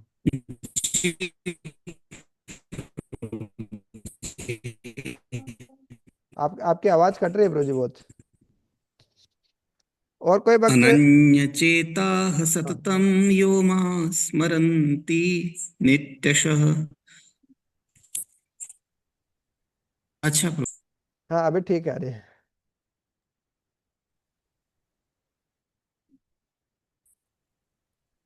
अनन्यचेता सततं यो मां स्मरति नित्यशः तस्याहं सुलभः पार्थ नित्ययुक्तस्य योगिनः। हे अर्जुन, जो अनन्य भाव से निरंतर मेरा स्मरण करता है, उसके लिए मैं सुलभ हूँ, क्योंकि वह मेरी भक्ति में प्रवृत्त रहता है। हम्म। तो ये महत्वपूर्ण है। अनन्य चेता सततम, अनन्य भाव होना चाहिए। अन अन्य कोई दूसरा नहीं, एक ही। जैसे कोई पतिव्रता नारी होती है तो उनके एक ही पति होते हैं, हैं? ऐसा नहीं कि बहुत सारे पुरुषों के साथ संबंध है, तो फिर वो तो प्रोस्टिट्यूट वेश्या कहलाएगी उस तरीके से। उसी प्रकार से कोई भक्त है, उनकी भगवान पे श्रद्धा नहीं है, कभी है ना, यहाँ ये देव देवता, कभी वो देवता, कभी ये कभी वो, कभी उल्टे सीधे साईं बाबा, कभी ये है जिनका शास्त्र में वर्णन ही नहीं है। तो कहीं पे भी जाके कुछ भी करते हैं जो, हाँ, जिनकी अनन्य भक्ति नहीं है, एकनिष्ठ भक्ति नहीं है। जैसे हम जैसे पढ़ते हैं तुलसीदास जी है, सूरदास जी है, तो अनन्य भक्ति के बारे में काफी सारे बताते हैं, जो हिंदी में भी पढ़ते हैं इस तरीके से। तो अन्य एक निष्ठ भक्ति, एक ही, है ना, इस प्रकार से केवल भगवान कृष्ण को इस तरीके से सततम, सतत रूप से। एक दिन ऐसा नहीं कि चलो आज एक दिन हो गया, अब तो बहुत हो गया, अब थोड़ी इतना कुछ कर पाएंगे। एक दिन 16 माला हो गई, अब डेली डेली हो पाएगी नहीं हो पाएगी। एक भक्त को पूछा अभी एक कि आपकी कितनी माला बची है, तो वो बता रहे 300 माला बची है प्रभु जी। अरे प्रभु, 16 माला में पूछा ना। अरे प्रभु जी वो पहले की भी बाकी है, कभी 10 माला के की, कभी 15 की, तो ऐसे करते करते मतलब पिछले 2-3 साल किसी की अभी 300 माला बाकी है अभी। तो कई कई ऐसे भी होते हैं। होता क्या है ना कि मतलब पहले दिन व्यक्ति की एक माला गलती से छूट जाती है, उसको बहुत बेकार लगता है। दूसरे दिन उसको सुबह उठते ही याद आता है, अरे एक माला रह गई थी मेरी, बहुत दुख होता है। और दो, एक की जगह वो 4-5 माला करता है, इस प्रकार से रहता है। लेकिन धीरे धीरे क्या होता है, मतलब वो आदत लग जाती है। जैसे पहली बार कोई ड्रिंकिंग करता है, दारू पीता है, तो उसको बेकार लगता है, अच्छा नहीं लगता है। लेकिन धीरे धीरे वो पीते पीते गलत काम करते करते उसको स्वाभाविक लगता है, फिर वो नेचुरल लगता है उसको। अरे हाँ, उसमें क्या है, कोई गलत थोड़ी है, तो अच्छा ही होता है। ये तो पीने से क्या होता है, हेल्थ अच्छा रहता है। इस तरीके से कारण भी देने लगता है वो। शरीर को स्वस्थ रखने के लिए जरूरी है, थोड़ा थोड़ा पीना चाहिए। हैं? तो इस तरीके से पहले ही दिन मतलब कोई पापी नहीं बन जाता है, इस तरह पाप क्रम में परिवर्तित नहीं हो जाता है। धीरे धीरे वही काम करता है, धीरे धीरे पतन होता है, एकदम से पतन नहीं होता है किसी का भी, धीरे धीरे पतन होता है। तो सततम करना बहुत मुश्किल है, बहुत सतोगुण चाहिए रहता है, सततम। ये भगवान बोल रहे हैं, अनन्य चेतना के साथ जो सततम नित्य रूप से मेरा स्मरण करता है, नित्य सह, नियमित रूप से। तस्य हम सुलभ पार्थ, उनके लिए मैं सुलभ हूँ, बहुत कठिन नहीं है, भगवान को प्राप्त करना बहुत कठिन नहीं है। लेकिन भगवान को नित्य सह सततम भगवान का स्मरण करना है अनन्य चेतना के साथ, ये कठिन है। तो यदि ये कोई कर पाता है तो तस्य हम सुलभ पाते हैं, हे पार्थ उनके लिए मैं बहुत सुलभ हूँ, दुर्लभ नहीं हूँ, कठिन, मेरे को प्राप्त करना मुश्किल नहीं है। नित्य युक्त से योगी न, ऐसे नित्य रूप से युक्त जो जुड़े हुए योगी हैं उनके लिए मैं सुलभ हूँ। भगवान को प्राप्त करना आसान है, चैंट हरे कृष्णा बस हो गया, बोलना आसान है। तो इस तरीके से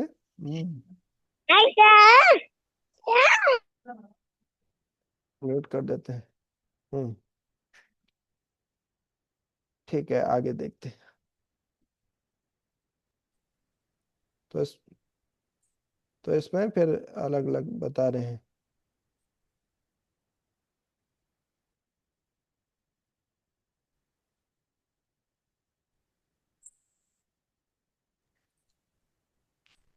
तो अलग अलग भाव में भगवान की भक्ति की जा सकती है, शांत, दास्य, साख्य, वात्सल्य, माधुर्य, ये सब कृपा जी इसमें बता रहे हैं तात्पर्य में। यस।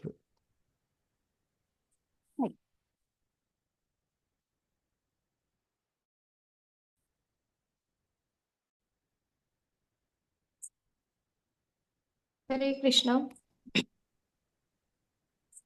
हाँ हरे हरे कृष्ण। कृष्णा हाँ हरे जी। कृष्ण पढ़िए। मामुपेत्य पुनर्जन्म दुःखालयं शाश्वतं नाप्नुवन्ति महात्मानः संसिद्धं परमां गता। मुझे प्राप्त करके महापुरुष जो भक्ति योगी है कभी भी दुखों से पूर्ण इस अनित्य जगत में नहीं लौटते, क्योंकि उन्हें परम सिद्धि प्राप्त हो चुकी होती है।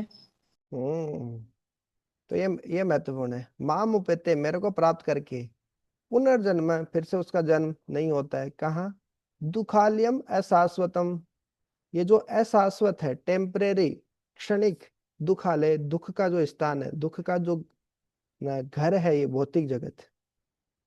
भगवान जब इस भौतिक जगत की सृष्टि किए हैं तो स्टाम्प लगा दिए हैं, दुखालयम अशाश्वतम, ये दुख प्राप्त करने के लिए आपको शरीर मिला है, इस शरीर से सुख कम मिलता है, कष्ट ज्यादा मिलते हैं।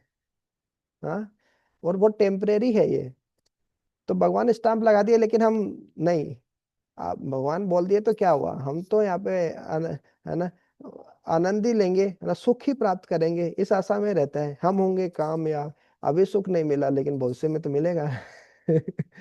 बच्चा छोटा रहता है, कितना पढ़ाई करता है, मेहनत करता है।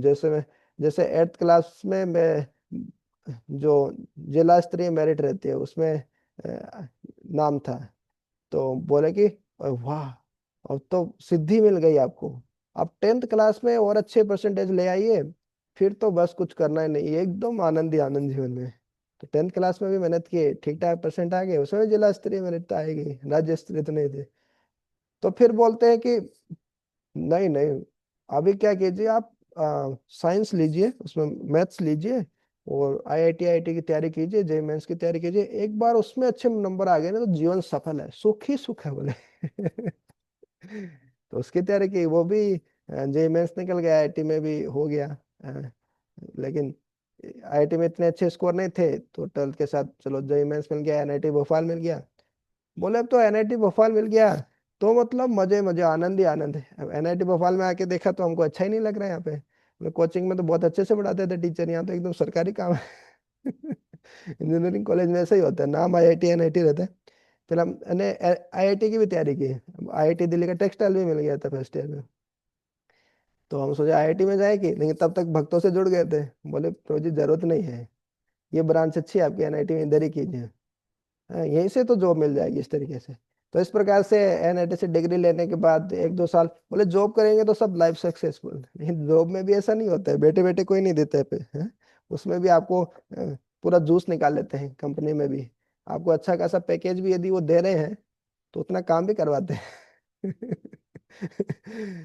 तो मतलब ये लग रहा है कि अब सुख मिलेगा, अब सुख मिलेगा, है ना, सुख की तलाश कर रहे हैं, लेकिन वो मिलता कभी नहीं है, इस तरीके से दुखालय है, ये दुख का घर है। ये आप सबको ना, सभी को, हमको अनुभूति है, बहुत अनुभूति है। हाँ, कि मृग मरीचिका की तरह है, जैसे मरुभूमि में क्या होता है कि लगता है कि पानी है, पानी दिखता है, पानी जैसा, जैसे सड़क पर जाते हैं पानी जैसा प्रतीत होता है, लेकिन पानी रहता नहीं वो। और वो मृग भागता रहता है ऐसे। तो मृग मरीचिका है ये भौतिक जगत। लगता है कि सुख मिलेगा, सुख मिलेगा, अरे अभी नहीं तो बाद में मिलेगा, हम होंगे कामयाब एक दिन। लेकिन वो मिलता नहीं है इस तरीके से। अशाश्वतम, ये टेम्परेरी है भौतिक जगत, इसको हमेशा याद रखना चाहिए। तो भौतिक जगत के प्रति वैराग्य आएगा। और क्या तरीका है? शमशान घाट जाना चाहिए, तो शमशान वैराग्य कम से कम आता है। हॉस्पिटल जाना चाहिए, जो आईसीयू वार्ड रहते हैं ना, जहाँ पे एकदम क्रिटिकल पेशेंट आते हैं, एकदम किसी का टांग कटा हुआ है, किसी का हाथ कटा हुआ है, कोई एकदम जहर पी लिया है, एकदम तड़प रहा है, एकदम ऐसे ऐसे मरीजों को जब देखेंगे तो अनुभूति आएगी, हाँ दुखा लिया मसाज होता है होती जगत। नहीं तो हमको लगता है नहीं नहीं, इतना भी दुख नहीं है ना। तो इस तरीके से बहुत है ना। जन्म मृत्यु जरा व्याधि दुख, जन्म भगवान आगे बताएंगे, जन्म मृत्यु जरा व्याधि दुख दोषानु दर्शनम, ये जो दुख है, इनके दोष है, इनका दर्शन करना चाहिए हमेशा। कि भौतिक जीवन मतलब जन्म मृत्यु जरा व्याधि, ये चार सबको ही आते हैं, अंबानी हो, कोई गरीब हो, अमीर हो, किसी को नहीं छोड़ते हैं। आदि देविक, आदि भौतिक, आदि आत्मिक क्लेश, ये सबको आते हैं, जो दुर्गा देवी के त्रिशूल के माध्यम से सबको मिलते हैं। देवताओं से प्राकृतिक जो आपदाएं आती हैं, आदि देविक, आदि आत्मिक अपने मन और शरीर से कष्ट मिलता है, आदि भौतिक दूसरे जीवों से मिलता है, पड़ोसी ईर्ष्यालु होता है तो बस, है ना, उसी से बहुत सारे कष्ट मिल जाते हैं। तो इस प्रकार से ये भौतिक जगत दुखालयम है। जैसे हिमालय हिम का आलय, पुस्तकालय पुस्तकालय पुस्तकागर है, वैसे भौतिक जगत दुखालय है। जितनी अनुभूति होगी उतना ही भक्ति में इंटरेस्ट आएगा। ये चीजें होती है। हाँ, तो जैसे बैरोमीटर होता है ना, उस तरीके से ये बैरोमीटर क्या होता है कि भौतिक जगत से जितनी विरक्ति और आध्यात्मिक जगत के प्रति जितना हमारा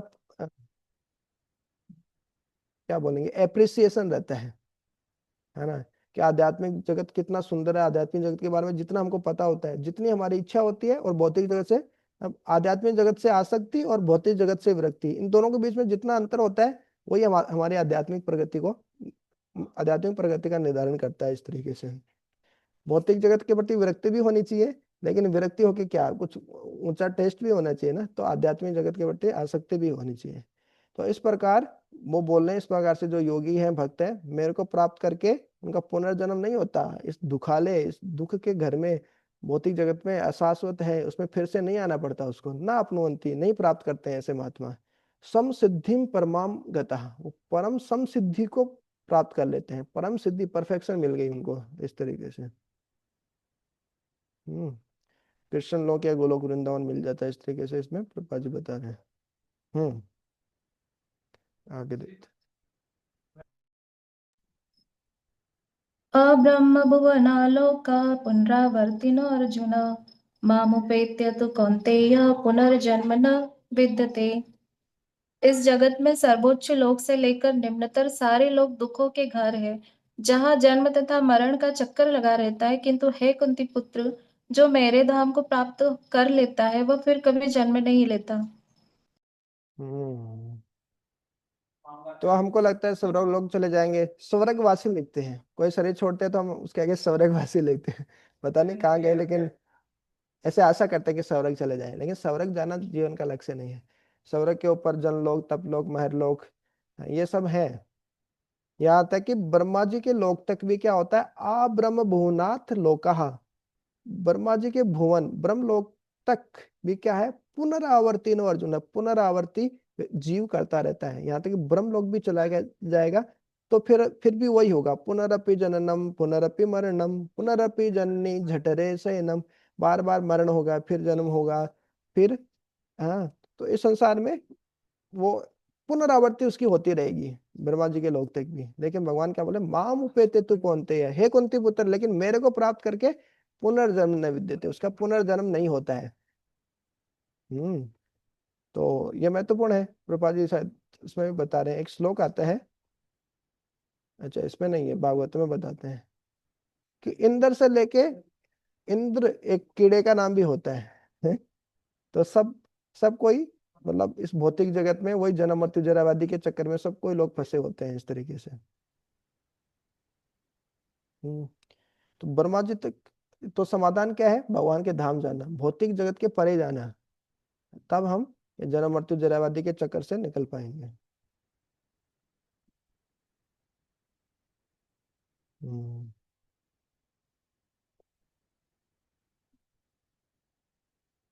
आगे देखते हैं। सहस्रयुगपर्यन्त महर्यद् ब्रह्मणो विदुः रात्रिं युगसहस्रान्तां तेह रात्रिविदो जना। मानवीय गणना के अनुसार 1000 युग मिलकर ब्रह्मा का एक दिन बनता है और इतनी ही बड़ी ब्रह्म की रात्रि भी होती है।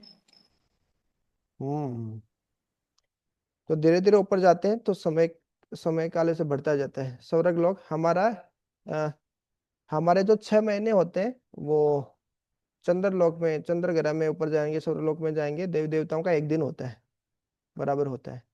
वैसे ही हमारा जो वर्मा जी का एक दिन कितना होता है, 1000 चतुर्युग के बराबर होता है।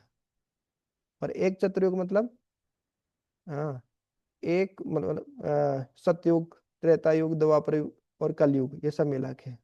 कलयुग मतलब 4,32,000 है। और सब चारों मिला के 43 लाख साल। 43 लाख साल में एक चतुर्युग होता है। ऐसे 1000 चतुर्युग होगा तो वर्मा जी का एक दिन होगा। तो देखिए कितना छोटा दिन है वर्मा जी का। तो इस प्रकार ऐसे मतलब वर्मा जी का एक दिन होता है 1000 चतुर्युग में, और इतनी बड़ी रात भी होती है।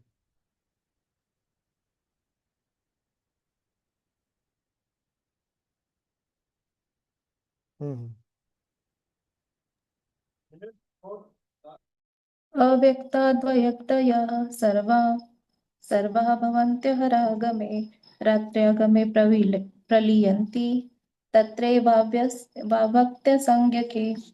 ब्रह्मा के दिन के शुभारंभ में सारे जीव अव्यक्त अवस्था से व्यक्त होते हैं और फिर जब रात्रि आती है तो वे पुनः अव्यक्त में विलीन हो जाते हैं। हम्म तो इसका पूरा वर्णन भागवतम में आता है। कॉस्मिक मैनिफेस्टेशन, क्रिएशन कैसे होते हैं। ये आंशिक प्रलय आती है। वर्मा जी भी 100 साल ही जीते हैं, लेकिन उनका एक दिन देखिए इतना बड़ा होता है। 1000 चतुर्युग के बराबर होता है हमारे।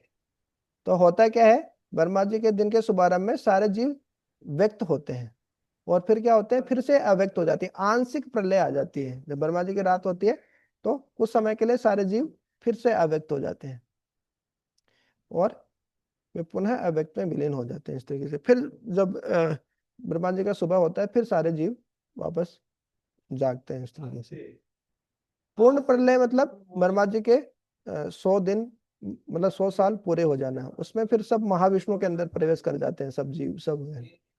ये आंशिक प्रलय होती है ब्रह्मा जी के एक दिन के बाद, ऐसा।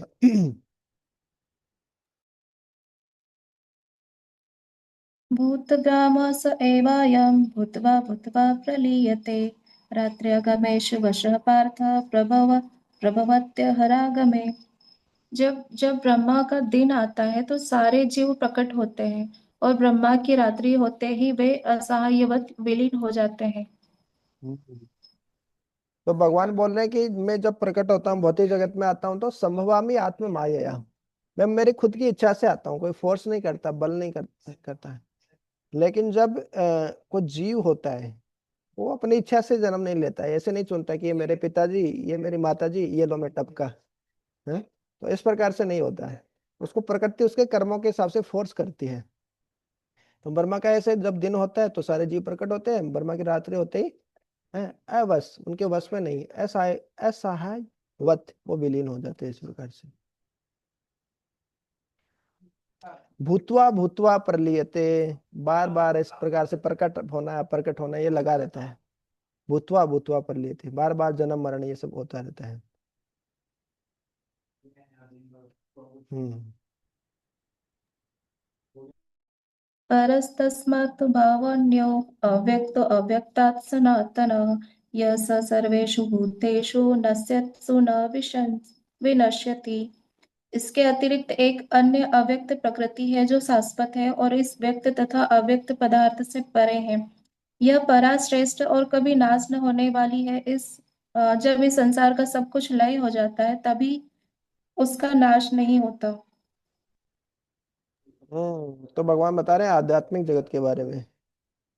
लोगों को लगता है कि ये भौतिक जगत ही सब कुछ, स्वर्ग नरक सब यहीं पे, सब वैकुंठ सब तो यहीं पे है, इसके परे कुछ भी नहीं। लेकिन भौतिक जगत के परे एक आध्यात्मिक जगत भी होता है, जिसमें जो भगवान का धाम है, इस तरीके से ना, वहाँ पे जन्म मृत्यु जरा व्याधि आदि दैविक आदि भौतिक आदि आत्मिक कोई कष्ट नहीं है वहाँ पे। आप, है ना, आपका चलना भी डांस करना है, कुछ बोलते हैं तो वो भी गान है, और हर चीज में आनंद ही आनंद है। आप आम भी खाएंगे तो न उसमें गुठली रहेगी न छिलका रहेगा, ऐसा आम है। तो ये वो है आध्यात्मिक जगत। तो उसके बारे में बता रहे हैं, एक परह तस्मात् तो भावो अन्य, एक अन्य, है ना, पर भाव का भी प्रकृति है जो शाश्वत है, और इस भौतिक पदार्थ से परे है, वो कभी उसका नाश नहीं होता। इस प्रकार संसार का प्रलय होता रहता है, भूतवा भूतवा प्रलयते, जन्म लेते रहते हैं मरते रहते हैं, हर दिन कोई ना कोई मरता रहता है इस तरीके से। लेकिन आध्यात्मिक जगत में इस प्रकार से उसका नाश नहीं होता।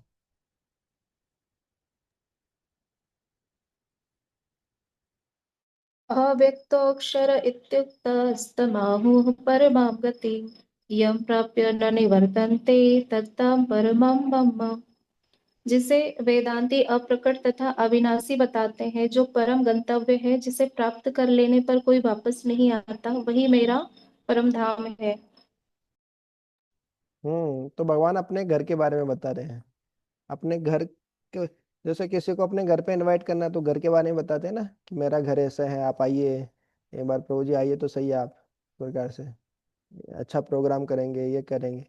तो घर के बारे में विशेषता बताते हैं, तभी तो अपने फ्रेंड्स को बुलाते हैं, रिलेटिव्स को बुलाते हैं, किसी को बुलाते हैं, प्रोग्राम है ये, आप आइएगा, इस तरीके से। तो इस प्रकार से घर के बारे में बता के हम उनको बताना चाह रहे हैं कि आप आइए, उनको मोटिवेशन देते हैं इस प्रकार से। तो उसी प्रकार से भगवान भी अपने घर के बारे में बता रहे हैं, जो कि वास्तव में हमारा भी, हम सभी का भी वही घर है, मतलब असली घर वही है। जैसे जब कोई जॉब करते हैं, नौकरी करते हैं, बाहर पढ़ाई करते हैं, तो छुट्टी होने के बाद कहाँ जाते हैं? अपने घर पे जाते हैं ना। इस शहर में या अपने गांव में किसी दूसरे के घर पर तो नहीं चले जाते हैं, अपने ही घर जाते हैं। तो उसी तरीके से हमारे जो परम माता पिता हैं, जो असली पिता हैं, अहम बीज प्रदय पिता, हाँ, माता दाता पिता हम, भगवान बार बार बता रहे हैं भगवद गीता में, मैं ही तो तुम्हारा असली पिता हूँ। तो जब इस प्रकार, हाँ, भगवान जब हमको पता रहता है कि वही हमारा असली घर है, तो वहीं जाना। हाँ, और हमारे पिताजी के पास सब कुछ है, वो तो भगवान है ना, तो फिर क्यों भटकना इधर उधर? जैसे हमारे पिताजी अमीर है, करोड़पति है, तो क्यों नौकरी करना इधर उधर? क्यों भटकना कि अपने डिग्री ले जाके हमको नौकरी दे दो, नौकरी दे दो, इस तरीके से। तो इस प्रकार से भगवान बता रहे हैं कि आप मेरे पास में आ जाइए, आप मेरे ही संतान है, मामे वांसो जीवलोके, मेरे ही अंश है आप, इस तरीके से भगवान बता रहे हैं, अपने परम धाम के बारे में बता रहे हैं।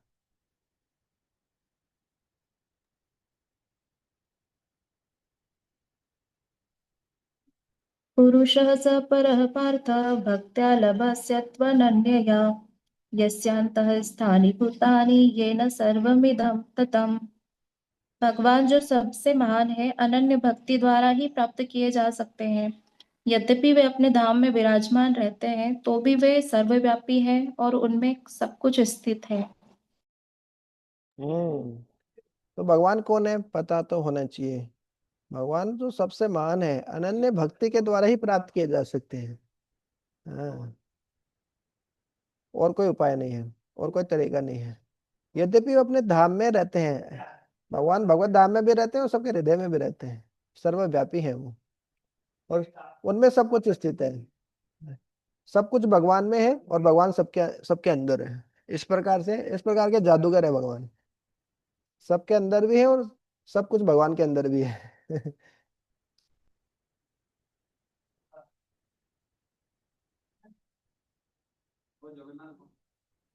गोलोक एवं निवसति अखिलात्म भूता, वो गोलोक में भी रहते हैं और सारे जीवों के हृदय में भी रहते हैं।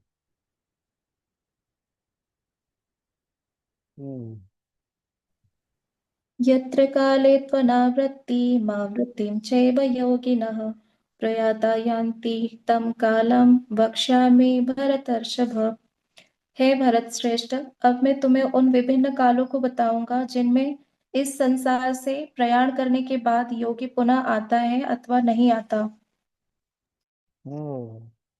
यत्र काले तो अनावृतम, समय भी होता है। व्यक्ति किस समय शरीर छोड़ रहा है, ब्रह्म मुहूर्त में छोड़ रहा है, दोपहर के समय छोड़ रहा है, कि शाम को शरीर छोड़ रहा है, कि रात में शरीर अपना शरीर त्याग कर रहा है। हाँ, किस समय कर रहा है, किस महीने में कर रहा है, किस तिथि को कर रहा है। हाँ, तो अलग अलग काल होते हैं जिसमें एक योगी अपना शरीर छोड़ता है। हम्म, तो बोल रहे हैं कि यत्र काले तो अनावृतम, कुछ ऐसा समय होता है उस समय यदि योगी शरीर छोड़ेगा तो उसकी अनावृत्ति होगी, आवृत्ति नहीं होगी, फिर से जन्म नहीं लेना पड़ेगा उसको। और कुछ ऐसा समय होता है जिसमें वो शरीर छोड़ता है तो फिर से उसको आवृत्ति, फिर से जन्म होता है उसका। तो ये प्रयाता यान्ति तम कालम, जो प्रयाण का जो अलग अलग काल है, समय है, उसके बारे में भगवान बोले कि अभी मैं बताऊंगा आपको।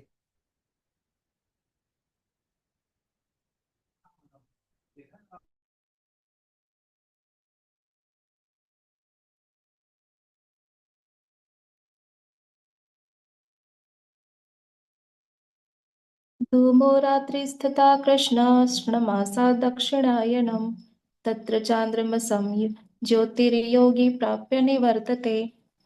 जो योगी धुएं रात्रि कृष्ण पक्ष में या सूर्य के दक्षिणायन रहने के 6 महीनों में दिवंगत होता है, वह चंद्रलोक को जाता है, किंतु वहां से पुनः पृथ्वी पर चला आता है।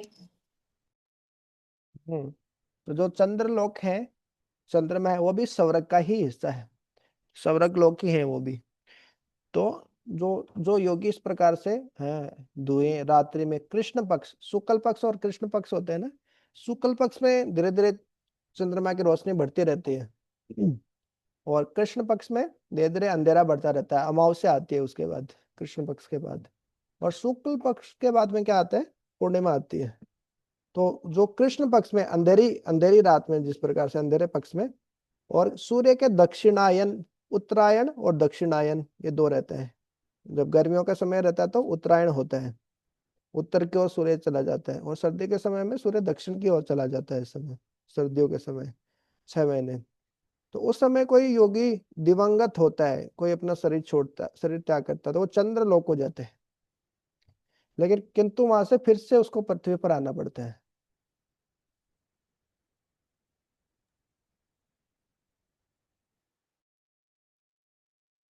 अग्निर्ज्योतिरः शुक्लमासा उत्तरायणाम् तत्र प्रयाता गच्छन्ति ब्रह्म ब्रह्मविदो जनाः। जो परब्रह्म के ज्ञाता है वे अग्निदेव के प्रभाव में, प्रकाश में, दिन के शुभ क्षण में, शुक्ल पक्ष में, या जब सूर्य उत्तरायण में रहता है, उन 6 मासों में इस संसार से शरीर त्याग करने पर उस परब्रह्म को प्राप्त करते हैं। हम्म तो ये योगी के बारे में बता रहे हैं। देखिए, जो कोई खुद के बल पर भगवान को प्राप्त करना चाहता है ना, तो उसको योगी कहा जाता है, ध्यान योगी, हठ योगी। ये बहुत मुश्किल है भगवान को प्राप्त करना। देखिए कितने सारे नियम कानून है, अष्टांग योग करना जो कि कितना मुश्किल है। उसके बाद शरीर कब छोड़ना है, कैसे छोड़ना है, बहुत कुछ ध्यान रखना होता है। अब जो है ना, ब्रह्म को प्राप्त करता है, यदि उसने कृष्ण पक्ष में छोड़ा है, वो दक्षिणायन जब सूर्य है, तो फिर से उसको जन्म लेके फिर से पृथ्वी पर आना पड़ेगा, चंद्रलोक जाएगा, फिर से वापस आना पड़ेगा। लेकिन जो योगी, ध्यान योगी, अग्निदेव के प्रभाव में, प्रकाश में, शुक्ल पक्ष में, दिन के शुभ लक्षण में, शुभ क्षण में, शुक्ल पक्ष में, या जब सूर्य उत्तरायण में रहता है, उन 6 मासों में इस संसार से शरीर त्याग करता है, तब उनको पर ब्रह्म मिलता है, ब्रह्म ज्योति को प्राप्त करते हैं, या भक्त है तो वैकुंठ चले जाते हैं, इस तरीके से। तो एक होता है कि अपने खुद के बल से भगवान को प्राप्त करना, एक होता है भगवान की कृपा से भगवान को प्राप्त करना। तो ध्यान योगी क्या खुद के बल से भगवान को प्राप्त करना चाहते हैं, तो उनको बहुत है ना कठिनाइयों का सामना करना पड़ता है। जबकि एक भक्त रहता है, वो भगवान पे छोड़ देते हैं पूरे। हाँ, कि भगवान जो चाहेंगे वो करेंगे, अब वो चाहेंगे तो फिर से भौतिक जगत में आ जाएंगे, कोई टेंशन नहीं। फिर से भक्ति करेंगे, प्रचार करेंगे, है ना, भक्तों के संग में रहेंगे। वो चाहेंगे तो भगवत धाम भी बुला सकते हैं, वो जो करना चाहिए करने को स्वतंत्र है। एक भक्त मतलब पूरा बिका हुआ केवल भगवान की सेवा करना चाहता है, उसको भगवान से कुछ भी नहीं चाहिए, योगी की तरह सिद्धियां भी नहीं चाहिए उसको। हाँ, जैसे आपकी कोई सेवा कर रहा हूँ, दिन रात आपकी सेवा करता है और आपसे कुछ भी नहीं मांगता है। हाँ, तो आपको वो कितना प्रिय होगा। वो बीमार होगा तो क्या आप उसका ध्यान नहीं रखेंगे? हैं? वो बोल, आप सोचेंगे हमें कितना निस्वार्थ सेवा कर रहा है, कुछ भी नहीं मांगता, कुछ भी नहीं चाहिए उसको, तो आप बिक जाएंगे उसके लिए। वो बीमार होगा, आप तुरंत अपने से अच्छी सुविधा उसको देंगे इस तरीके से। तो इसी प्रकार से भक्त के सामने भगवान बिक जाते हैं। हाँ, भगवान जो चाहे वो करेंगे। तो वो खुद के प्रयास से भक्त कुछ नहीं करता है, भगवान पे निर्भर रहता है। तो भगवान अपने आप उनको भगवत धाम की प्राप्ति करवाते हैं इस तरीके से। लेकिन योगी वो, क्योंकि योग बल है ना, योग के बल से, खुद के बल से वो इस प्रकार से ब्रह्म ज्योति में या भगवान के पास जाना चाहता है। इस कारण उनको बहुत सारे नियम कानूनों का पालन करना होता है इस तरीके से। हम्म।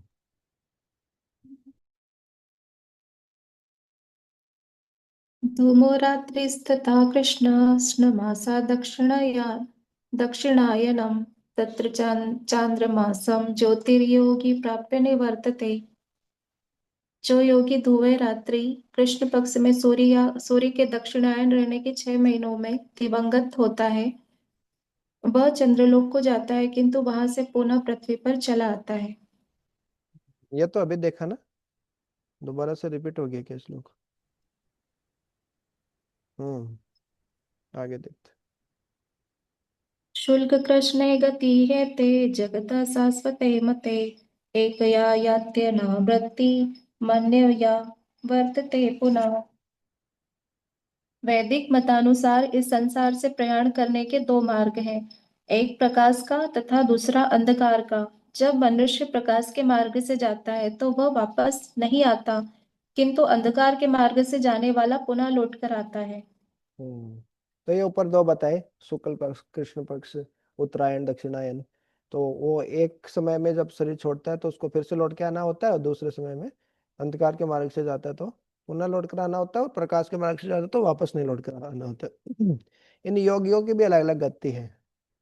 जो विराट रूप पे ध्यान करते हैं, ये पहले स्वर्ग लोग जाएंगे, सीधे ही मतलब भगवद्धाम नहीं पहुंच जाते, फिर ऊपर के लोकों में जाएंगे, वहां पे देखे वहां की चकाचौंध से आकर्षित हो गए तो वहीं रुक जाते हैं।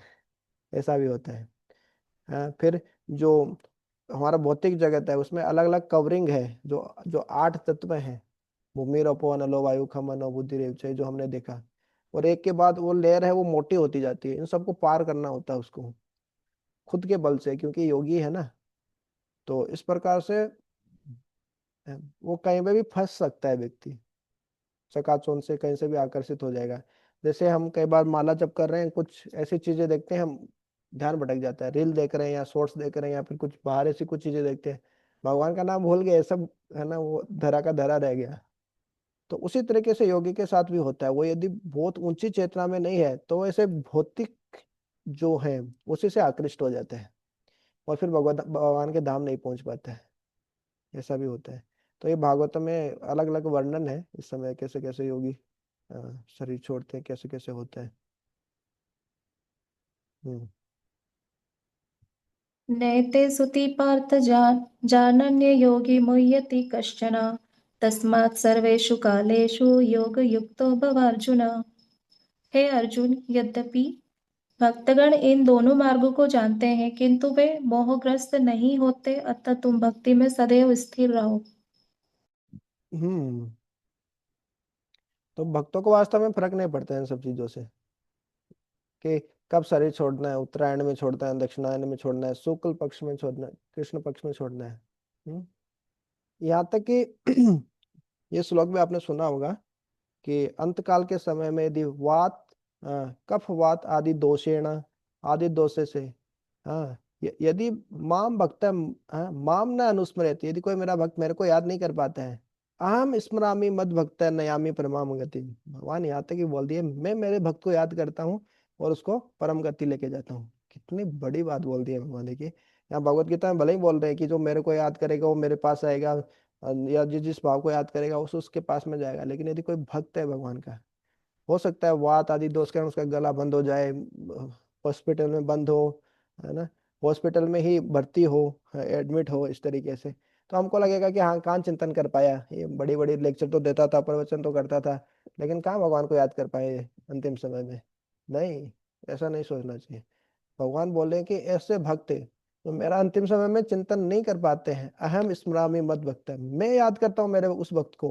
नयामि ताम परमाम गति में, और उसको परम गति में देता हूँ, अपने धाम बुला लेता हूँ उसको। तो भक्ति की महिमा तो अलग ही है, मतलब भक्त का स्तर तो सबसे अलग ही है। तो इस प्रकार से भगवान बोले तुम भक्ति में स्थिर रहो, इस प्रकार से बता रहे। हम्म।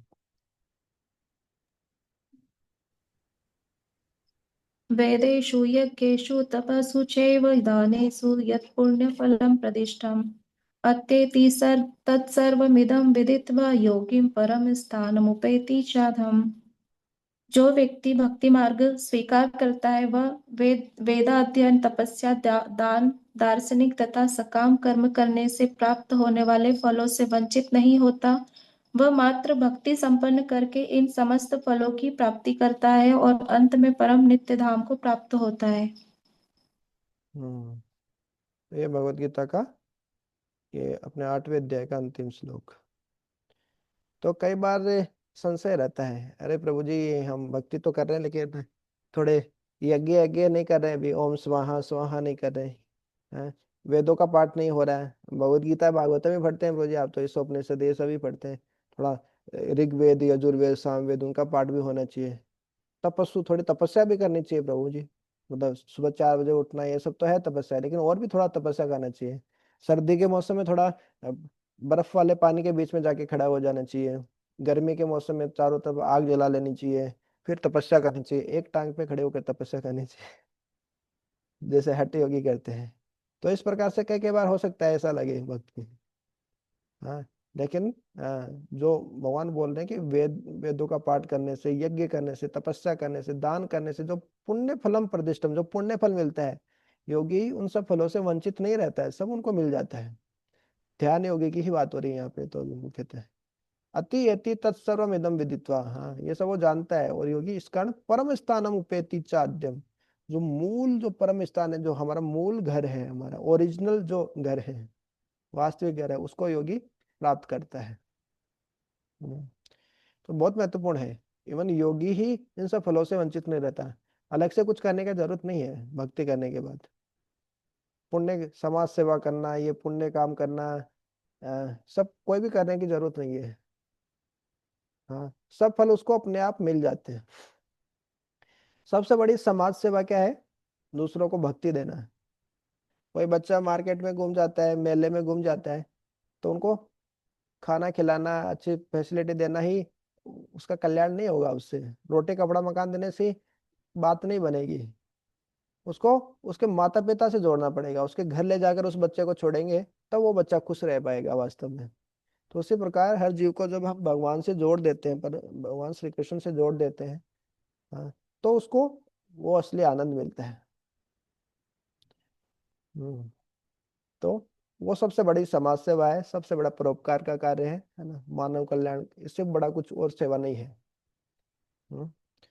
तो भागवतम में आप पढ़ेंगे तो भक्ति करने से क्या है, मतलब जो भगवान का नाम जप कर रहा है, मतलब उसने सब प्रकार के यज्ञ कर लिए हैं। बर्मा अनुचु, हाँ, उसमें बताते हैं कि चंडालो अपनी द्विज श्रेष्ठ है हरि भक्ति परायण। जो हरि भक्ति करता है, भले वो चंडाल के परिवार में जन्म लिया हो, लेकिन वो ब्राह्मण से भी श्रेष्ठ है वो वैष्णव। चंडालो अपनी द्विज श्रेष्ठ है, द्विज से भी वो श्रेष्ठ है वो। और उसमें आता है कि किस प्रकार से जो भगवान के नाम का निरंतर जो जप करता है, तो सारे उसने यज्ञ कर लिए हैं। बर्मानुचु सस्नुहु आर्य, सारे वेदों का पाठ कर लिया उसने, सब प्रकार की पवित्र नदियों में स्नान कर लिया है, सब कुछ वो कर चुका है, वेदों का अध्ययन कर रहा है, तभी वो भगवान का निरंतर नाम का जप कर पा रहा है। हाँ, तो इस प्रकार से भगवान के नाम की, है ना, भक्ति करने की महिमा अलग ही है इस तरीके से। तो इस प्रकार से आज हमने 8वां अध्याय देखा। इसमें तात्पर्य में और क्या बता रहे हैं प्रभा जी? आश्रम के बारे में बताते हैं कि ब्रह्मचार्य आश्रम पहले अनिवार्य होता था, 1 से 25 तक सब ब्रह्मचार्य आश्रम का पालन। फिर उसके बाद गृहस्थ आश्रम में प्रवेश करना चाहते हो, गृहस्थ आश्रम में जाते थे। उसके बाद सबके सब 50 ऊर्ध्वम वनम गच्छेत। जब 50 साल का व्यक्ति हो जाता है तो फिर उसको वन में चला जाना चाहिए। क्यों? 51 52 सबके आगे वन वन आ रहा है ना तो वन में चले जाना चाहिए। वो नहीं होता है लेकिन घर पे ही रहते हैं, मतलब फिर तो आसक्ति और ज्यादा हो जाती है। एक ब्रह्मचारी के पिताजी आए हमारे मंदिर में, पुणे मंदिर की बात है। तो वहाँ पे राधे श्याम प्रभु जी के पास में वो जाते हैं। वो बोलते हैं कि हमारे जवान बेटे को, हमारा जो बाग बगीचा में जो पौधा लगाया था पका, जब वो फल फूल आए उस पे, उस फल को तोड़ लिया आपने। जवान जवान बच्चे को पका पकाया माल आपने ले लिया है, उसको वापस घर भेज दीजिए, यहाँ पे ब्रह्मचारी नहीं रहना चाहिए उसको। तो तो वो बोले ठीक है, ठीक है प्रभु जी आप ले जाइए अपने बच्चे को, आ, लेकिन आप आ जाइए ना। वो ऐसे बोल रहे थे कि देखिए एक भक्ति करने की उम्र होती है, एज होती है। अभी ये जवान है, इनको घर बसाना चाहिए। अभी क्या कहाँ भक्ति में लगा दिया आप इनको, कहाँ साधु बना दिए। तो एक उम्र होती है, उम्र के साथ बाद में भक्ति करना चाहिए। तो वो प्रभु जी वहाँ पे पूछते हैं उनसे, अच्छा अच्छा, सही बात है प्रभु जी आपकी, आपकी तो उम्र हो गई ना, लेकिन अभी तो आप 50 साल के हो गए लगभग, ऊपर ही है 50 के। तो एक काम करिए, आप बच्चे को घर बसाने दीजिए, आप आ जाइए मंदिर में। तो फिर तो बड़ी टेंशन में, समस्या में फंस गए हमारे प्रभु जी। फिर बोलते हैं, तो थोड़ी देर सोचने के बाद, ठीक है आप ही रख लीजिए, इसी को रख लीजिए आप। तो भक्ति करना इतना आसान नहीं है। वो बोल रहे हैं कि अभी आप ही रख लीजिए इसको मंदिर में। हाँ तो बहुत मुश्किल है, मतलब घर से निकलना, भक्ति करना इस तरीके से। पहले के लोग इस प्रकार से राजा होके, कितना है ना, इंद्रदत्ती का कितना स्कोप है उनके पास, इतना महल है, बंगला है, इतने सब कुछ सुख सुविधाएं हैं उनके पास में, फिर भी सब छोड़ के वो जंगल जाते थे। राजर्षि जो हुआ करते थे, हम शास्त्रों में अध्ययन करते हैं, भरत महाराज हैं, बहुत सारे राजा हैं। तो सबके सब इस तरीके से वानप्रस्थ आश्रम में जाते थे, संन्यास आश्रम में जाते थे, सब हुआ करता था सबके लिए। लेकिन अब अभी सीधा गृहस्थ आश्रम ही होता है, और कोई आश्रम नहीं होते इस तरीके से। तो इतना सब हम नहीं कर पाएंगे। हम हरे कृष्ण महामंत्र का जप कर ले तो हमारे जीवन की सिद्धि हमको मिल जाएगी। हम हैं प्रतिदिन महामंत्र का जप करें, 16 माला के स्तर तक आए, 4 नियमों का पालन करें, यही हमारे, इसी से भगवान प्रभुपाद जी गारंटी दे है। इतना भी यदि हम कर पाएंगे तो भगवत धाम गारंटेड है। हैं? तो कितनी बड़ी कितना अच्छा स्कोप है। जो करोड़ों साल तपस्या करने के बाद जो मिलता था, लाखों साल, हाँ, जो सतयुग में 1 लाख साल की उम्र होती थी, तो हजारों साल तपस्या करते थे, ध्यान योग करते थे, तब जाके उनको भगवत धाम मिलता था। उनको 4 नियम पालन करने से और 16 माला का जप करने से मिल जाएगा वो, इस तरीके से। तो आज हमने क्या देखा? आज हमने ये सब चीजें देखी। जो 7वें अध्याय में ये आदिदेव, अधियज्ञ, अधिभूत, ये सब अर्जुन ने पूछे, तो भगवान ने बताया कि ब्रह्म कौन है, जीवात्मा को क्या है, उसका स्वभाव है, वही अध्यात्म होता है। फिर अंत काले च मामे वैष्णव मुक्त्वा कलेवरम, कि अंतिम समय भगवान को जो याद करता है, यम यम वापे स्मरण भावम, जैसा जैसा व्यक्ति अंतिम मरते समय सोचता है। हम्म, ज्यादातर ज्यादातर क्या होता है, अभी भागवत में पढ़ रहा था, तीसरा स्कंद के 32वें अध्याय में, तो उसमें बता रहे थे कि जो इस जीवन में माता जी है, माता जी के शरीर में है, हाँ, तो वो पिछले जीवन में प्रभु जी थे, मतलब पुरुष थे, जो पुरुष थे वो इस जीवन में स्त्री हैं। तो वो पुरुष जो थे वो स्त्री से आकर ज्यादा आसक्त थे, इस कारण इस जीवन में स्त्री बन गए। और जो इस जीवन में स्त्री है, और इस जीवन में जो पुरुष हैं, वो पिछले जीवन में स्त्री थे। तो इस प्रकार से रहता है, अंतिम समय में पुरुष पति पत्नी का चिंतन करते हैं सामान्यतः, और पत्नी पति का चिंतन करते हैं, तो अगले जीवन में वाइस वर्षा हो जाता है इस तरीके से। तो ये सब हमने देखा 5 से 8वें श्लोक में। फिर एक योगी, तो योग मिश्र जो भक्ति होती है, एक योगी भी होता है साथ में भक्ति होता है, वो किस प्रकार से भगवान को याद करता है, भगवान को किस प्रकार से चिंतन करना चाहिए, योग मिश्र भक्ति कविम पुराणम अनुशासितारम, ये जो श्लोक देखा। 60 चक्कर हमने देखे, जो मूलाधार चक्कर से लेके सहस्त्रार चक्कर तक, आज्ञा चक्कर, ये सब देखा हमने, किस प्रकार से कुंडलिनी जागरण वगैरह ये सब अष्टांग योग में होता है। और तो भगवान को केवल भक्ति से प्राप्त कर सकते हैं। माम उपेत्य पुनर्जन्म दुखालयम शाश्वतम, भगवान को प्राप्त करने के बाद फिर से इस भौतिक जगत में नहीं आना होता है। और भौतिक जगत और आध्यात्मिक जगत के बारे में देखा क्या अंतर होता है और किस प्रकार से आध्यात्मिक जगत श्रेष्ठ है। और भगवान को प्राप्त करने में है ना, भक्ति के माध्यम से ही भगवान को प्राप्त कर सकते हैं, इस तरीके से हमने ये देखा।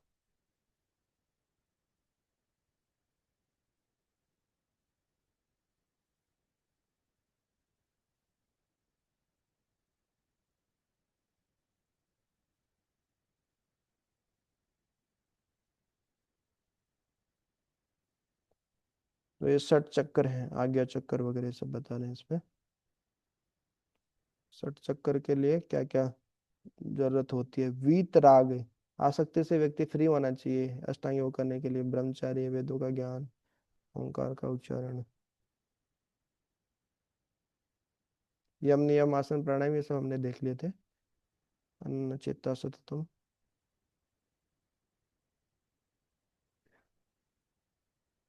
आध्यात्मिक जगत और भौतिक जगत में क्या अंतर होता है, ये सब हमने देखा।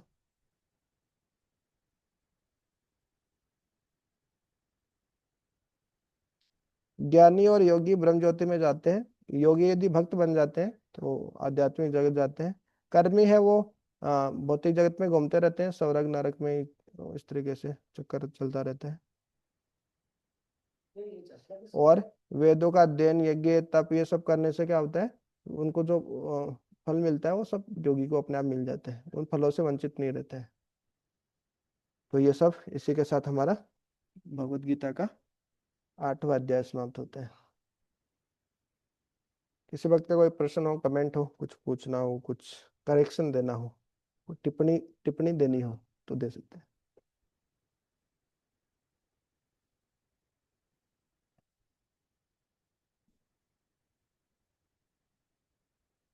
ठीक है, नहीं तो ये समाप्त करते हैं। ग्रंथराज श्रीमद् भगवद गीता की जय।